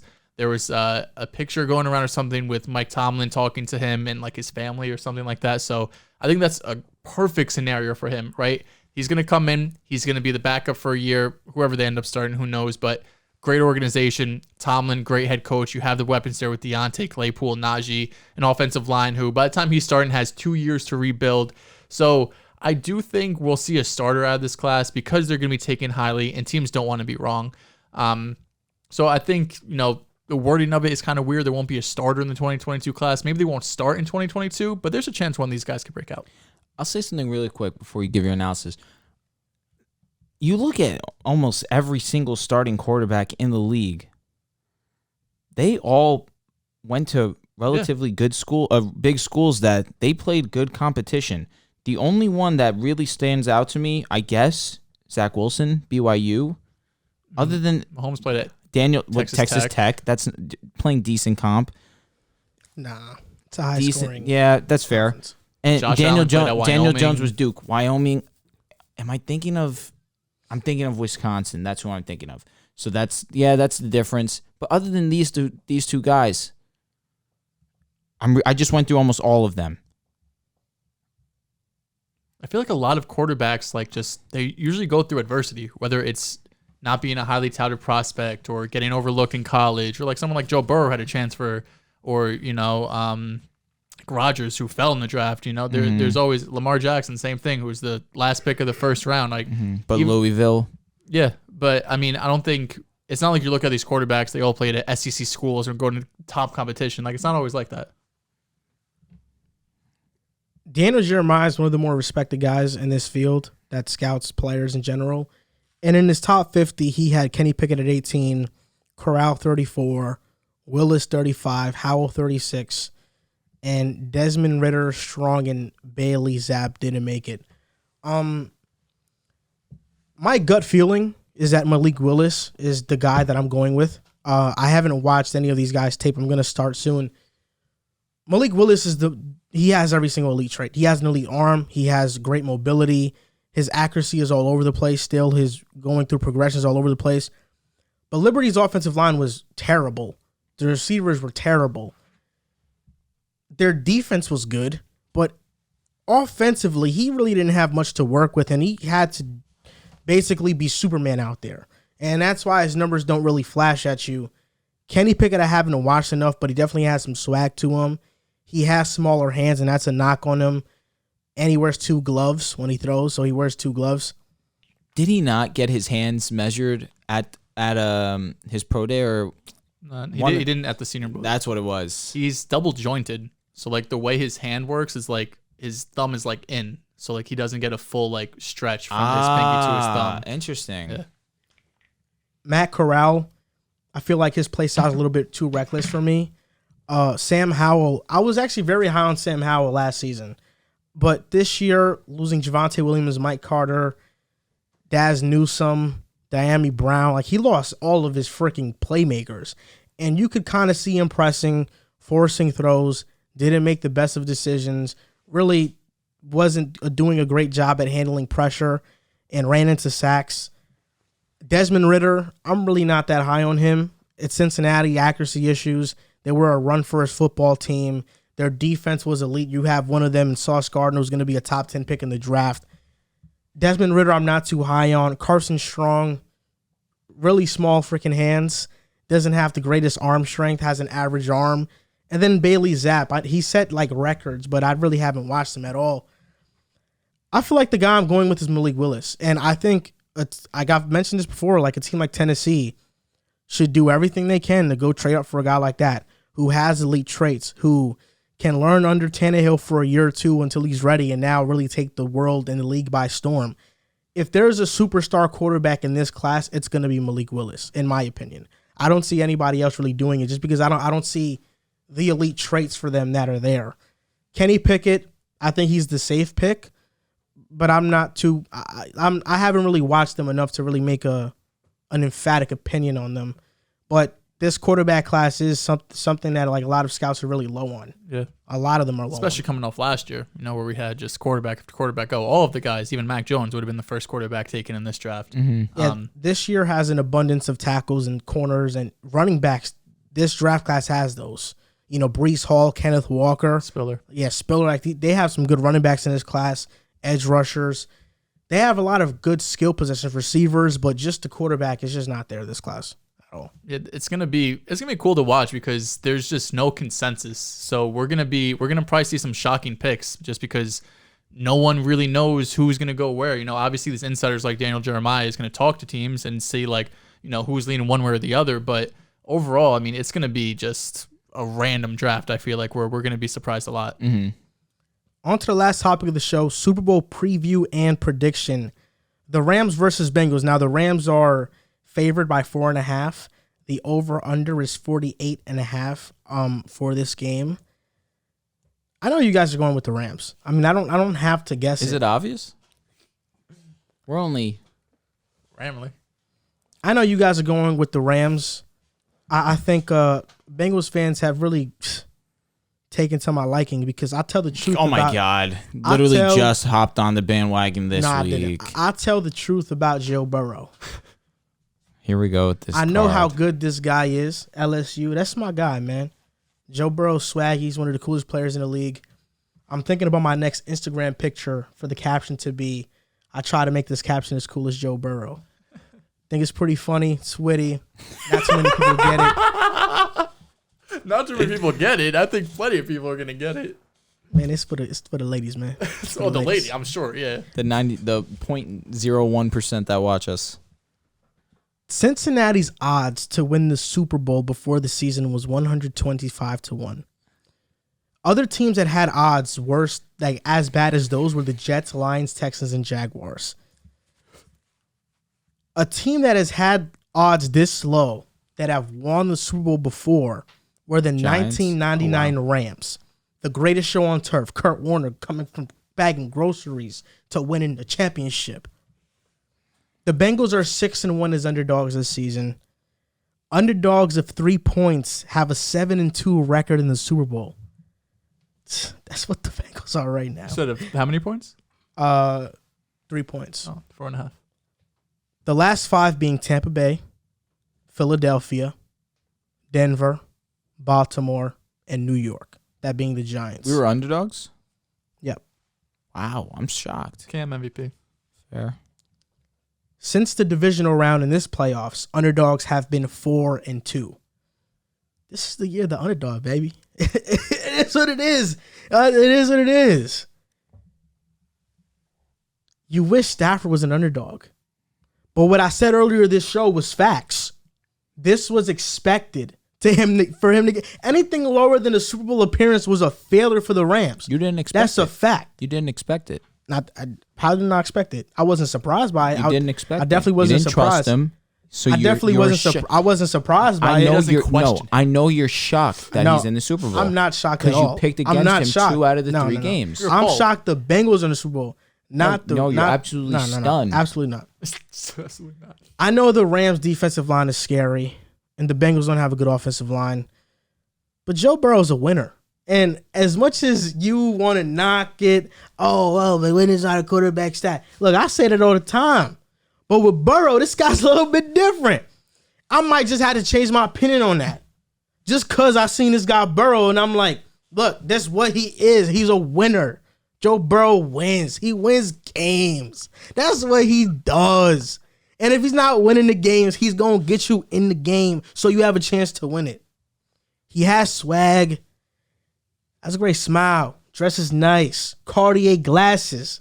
I ain't even peeking at you, man. I ain't even peeking at you. He ain't looking at Jalen Ramsey because he going to see Jamar Chase running wide open on him. Oh, yeah, that's the man that's going to dominate that matchup. That's my main man, Chase. Oh, I'm sure it's your man. High on him all season long. Unbelievable. That's my guy. Pick a side, fam. I hope you guys have stuck around from the very beginning And to I know, man. trust in him in big-time games. I trust him more than Matthew Stafford. I should call him Matthew Lagford. Oh, God. Then why'd you choose the Raiders week 1? I made a mistake. And next week I came back and I said Bengals over Titans. And Kansas City? Man, who's not picking KC? That's Mahomes. I can't bet against Mahomes. Rams and Bengals both have defensive linemen, 3 defensive linemen ranked within the top 40 in the NFL. So these are both 2 great pass rushers. The Bengals secondary has been playing great. I think they have a sound game plan. And in these big-time games, Joe Burrow, Heisman Trophy winner, national champion, second season leading a team to the Super Bowl. He's going to cap it off with a championship, a Super Bowl championship. Who they say going to beat them Bengals? Who they? Definitely not the Rams. What's the score?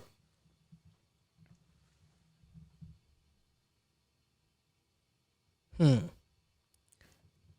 23-17. 23-17 Bengals.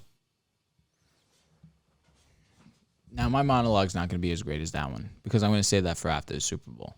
He had to get his out now because I think deep down he knows the reality.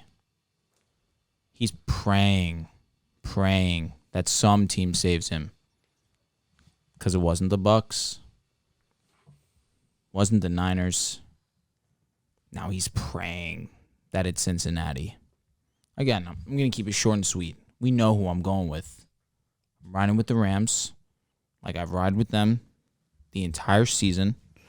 Matthew Stafford has done nothing but week in, week out since the playoffs have started that showed to the world, including my friend here, Joel, that when you need him most, he gets the job done. I definitely believe that the Rams' pass rush is going to play a huge part in this game. You guys said earlier in the show, Chiefs got to the quarterback, not got to him, but pressured Joe Burrow more than the Titans did. They just did not sack the quarterback as much as the Titans did. The difference in this game is that he's going against the best defensive player in the NFL, arguably one of the best, if not the best defensive player of all time. And if he wins this championship, he's definitely going to insert himself in that conversation, and it's going to be undoubtable that he needs to be in that conversation in Aaron Donald.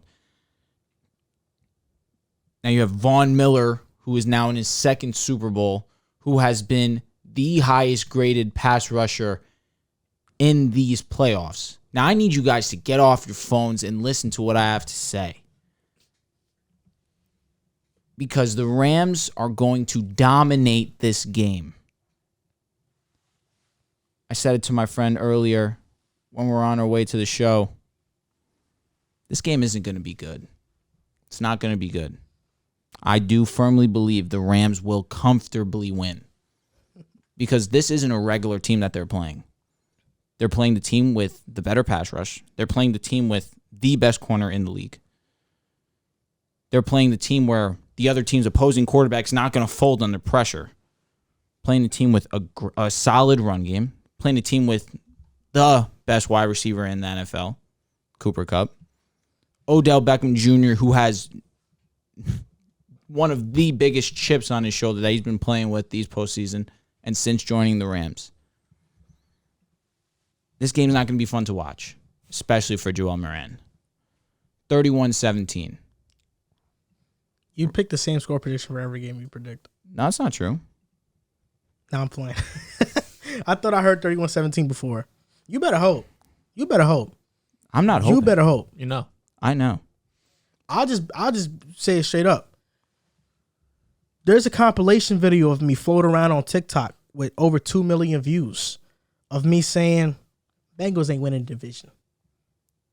That's an L take, man. I take that to the chest. For real. That's an L take. But that's why I don't doubt. The fact that you're saying it's embarrassing is embarrassing. You're saying it's going to be an embarrassment. You know, they have Joe Burrow on the other side. You talking about it's an embarrassment? You know what compilation they're going to make? They got Joe Burrow. They're going to make the compilation of me when the Rams win the Super Bowl of week in, week out content of me saying the Rams are the best team in football. That's the compilation I'm looking forward to. Done with your monologue? Thank you. Nice. Before I get into my pick, it's cool to look at these two teams and see how different they are. Because you have the Bengals who drafted their core. Draft Jamar Chase, Burrow, Higgins, Jesse Bates. Have the better quarterback. All of these guys. And then you have the Rams who really didn't draft any of these guys when you really look at it, right? Jalen Ramsey, Stafford, Von Miller, Odell, Sony Michel, Andrew Whitworth. Free agent signings, trading guys. So it just shows you in the NFL there's multiple ways to win. It's not just one way. And I also think this is the first time in a while where we really don't have a villain in this, right? No. I wouldn't be, obviously I'm on the Rams side, but I would not be mad at all if the Bengals win. Joe Burrow's so cool. One of the coolest guys in the league. No Jamar doubt. Chase is a dog. He might be the coolest. He might be. So it's just an interesting Super Bowl, something we don't really see every year. And I think that's probably going to, be the norm going forward because Brady's gone and the Patriots don't look like they're going to be perennial Super Bowl contenders every year. And it's just going to be Mahomes who's going to be the villain, but he's not really a villain to me because... Oh, he's a villain. I know he's a villain to you. He's a villain. But look at this game. See his wife? That's fair. And his brother. The Rams have really been winning these past few games because of Matt Stafford, right? He was phenomenal against the Bucs, completed 74% of his passes, 366, 2 touchdowns, something that Joe Burrow hasn't done yet. The pass rush also got through the Buccaneers, 22 pressures on Brady, 3 hurries, 3 sacks. Against the Niners, same thing. Stafford, 300 yards again, 2 touchdowns again. D-line got after Jimmy G with 13 pressures and a sack or 2. One thing they haven't been able to do, though, is run the ball. Cam Akers and Sony Michel, outside of their first game against Arizona, they haven't been able to get it done. It's really all been on the back of Matt Stafford, and I don't expect them to be able to really be that efficient against the Bengals, who were top 5 in rush defense in the regular season. They held Derrick Henry to 62 yards. The Raiders had 100 rushing yards. Chiefs running backs had 100 rushing yards. So they've been able to limit the run game overall. So I do think this is going to be another game where Stafford has going to put the team on his back, throw for 300 yards, multiple touchdowns. But the Rams, not only because of Stafford, they just have the advantage in the trenches, right? We talked about their pass rush and how dominant it really has been. But I think there's one thing to look out for is how much the Rams line up with 5 defensive linemen down. 5 D linemen, which only puts really 1 linebacker in the second level of the defense, which allows for Joe Burrow to get those quick passes, in that early passing game down. They ran the ball 60% of the time on first down in the regular season, against the Chiefs. And I think that's something that has to change. I think if they want to beat the Rams, they're going to have to really take advantage when they go with 5 down defensive linemen, because that's the ability to get Jamar Chase open on those quick slants, and he could take it 80 yards at any play. The Rams allowed the 7th most expected points added per play on quick game concepts. So there is a formula there if the Bengals want, to succeed. But I do think they'll have to change up the game plan, not give Joe Mixon 25 touches. It's going to have to be on the back of Joe Burrow, Jamar Chase, T. Higgins, and these boys who have really succeeded. But it's not going to be enough. Matt Stafford's been the better quarterback in these playoffs. He's been carrying this Rams team. The defense has been doing their thing, but Stafford, multiple 300-yard passing games, multiple games with 2+ touchdowns. I got the Rams winning 24-21.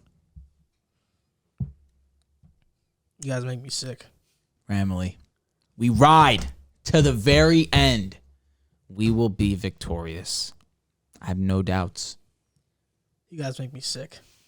It's all right, King. The fact I'll be here to hold you, coddle you on my shoulder as I'm wiping your tears, because I'm a good friend. Oh no, it'll be okay. Those are gonna be happy tears because I like Stafford. Nope. Despite not welcome. I don't want to hear it. Not welcome. Despite you guys love to paint me out as the villain. It's been an excellent show. We really appreciate you guys tuning in. We're gonna come back. We're gonna have another episode sometime this week. We're gonna talk basketball, but we appreciate you guys tuning in. It's been a great NFL season. We can't wait for it to conclude. I'm going to let my friend Joel finish what he has to say. But we really are grateful for everything you guys have done. It's been an excellent, excellent football season. Can't wait for Sunday. I'm not a villain. I'm an advisor. That's what I am. Because I tell the truth. That's what I do. I advise. Truth? I tell the truth. Truth? Yeah. Truth? I tell the truth. Truth is crazy. All you've told me is that the truth is Matthew Stafford is in prime time. And he threw an interception to Quincy Tarr. He dropped it. You know what? You know what you do? You know what you can do right now? Everyone right now, you can go on Google, you type in Niners versus Rams, play-by-play. You go to the fourth quarter, scroll down to that. I promise you, it says Matthew Stafford passing complete to Van Jefferson. Who says interception? Context Dropped matters, interception. man. Film don't lie. Film don't lie. That's all I'm saying. You better hope, man, because Jesse Bates been balling, and he's been ball hawking. That's a scary man. I'm not gonna front. That's and a scary Matthew man. Stafford, I mean, the way that he loves to throw these late game interceptions, or he just loves to throw these costly ones, I don't know. He might be staring at Jesse Bates and says, "Hey, I love your uniform, man," and just throw it up to him. It might happen. Can't trust him. Rams are also wearing the white jerseys, who have historically been the winner. Talk to him. And the Rams are also playing at home. It's cool. That's nuts. It doesn't matter. They're playing at home in a event that no normal civilian can afford in that neighborhood. That's pretty true. In almost any It is neighborhood. LA. That Super Bowl, those tickets, it's gonna just be filled with people in the upper class. That's it. Cheapest ticket's like $5K. Yeah, that's so crazy. Yeah, that's One ridiculous. day, boys, we're gonna go. We're gonna go. It's like and the they're gonna NFL pay can't for make us. enough money, right? Like, God forbid. Yeah, it's ridiculous, right? It's all right, we're manifesting that. They do charge like millions for a 30-second slot in the Super Bowl. We're gonna remember this clip. You know that Manifesting they us going don't to the even Super Bowl. allow people to say the Super Bowl. You have to say the big game. Like, if you ever seen commercials about it, or like Do you know why? on the radio, yeah, because they have the name right? trademarked. Yeah, and if you use it, they like you can like, bless you, you can like get sued and stuff. So we can't use the word. No, we can use it, but I like, it's weird, bro. It's weird. Yeah. Legal stuff. Yeah, it's weird. Maybe I don't know. We might get sued after the show. Why don't you thank our NFL fans? Go But ahead. we're sponsored by DraftKings though, and they're an official partner of the NFL, so we can probably use it We're lit. because we have the partnership. We have the Bro's connections. got Super Bowl right on his jacket right here. Yeah, come on. You guys know what Super Bowl that's from? Comment down in the comment section below. XLI. Don't Google it. I trust Check you. it out. Yeah. All right. Thank the NFL fans. Do right by them. Give them a nice monologue to end the NFL season. I really never do that. But do it. Why not? We The gotta be NFL grateful. season's not over yet. But it's going to be over next time we're here, so we got to be grateful for them So for tuning in. next time we do it, we'll do. No, man, you got to do it now. No, it's not the end of the Trust, season you yet. got to do it. No. And just so you know, we're going to be here all off season. Oh, my Don't God. let them confuse you. All off We season. made that we'll be mistake here. last offseason, promise you. All off season. We're dropping some good stuff. Come on, bro. Give me a No, thank it's you. not over yet. I'm gonna do it next week when it's over. All right. This is going to do it for the end of the Pick a Side episode, though. Episode number 153. We know today was a hectic day in the NBA trade deadline. We'll try to record a basketball episode as soon as possible. You can follow us on Instagram and TikTok at Pick a Side Podcast, on Twitter at Pick a Side Pod. Thank you for watching, and we'll see you next time.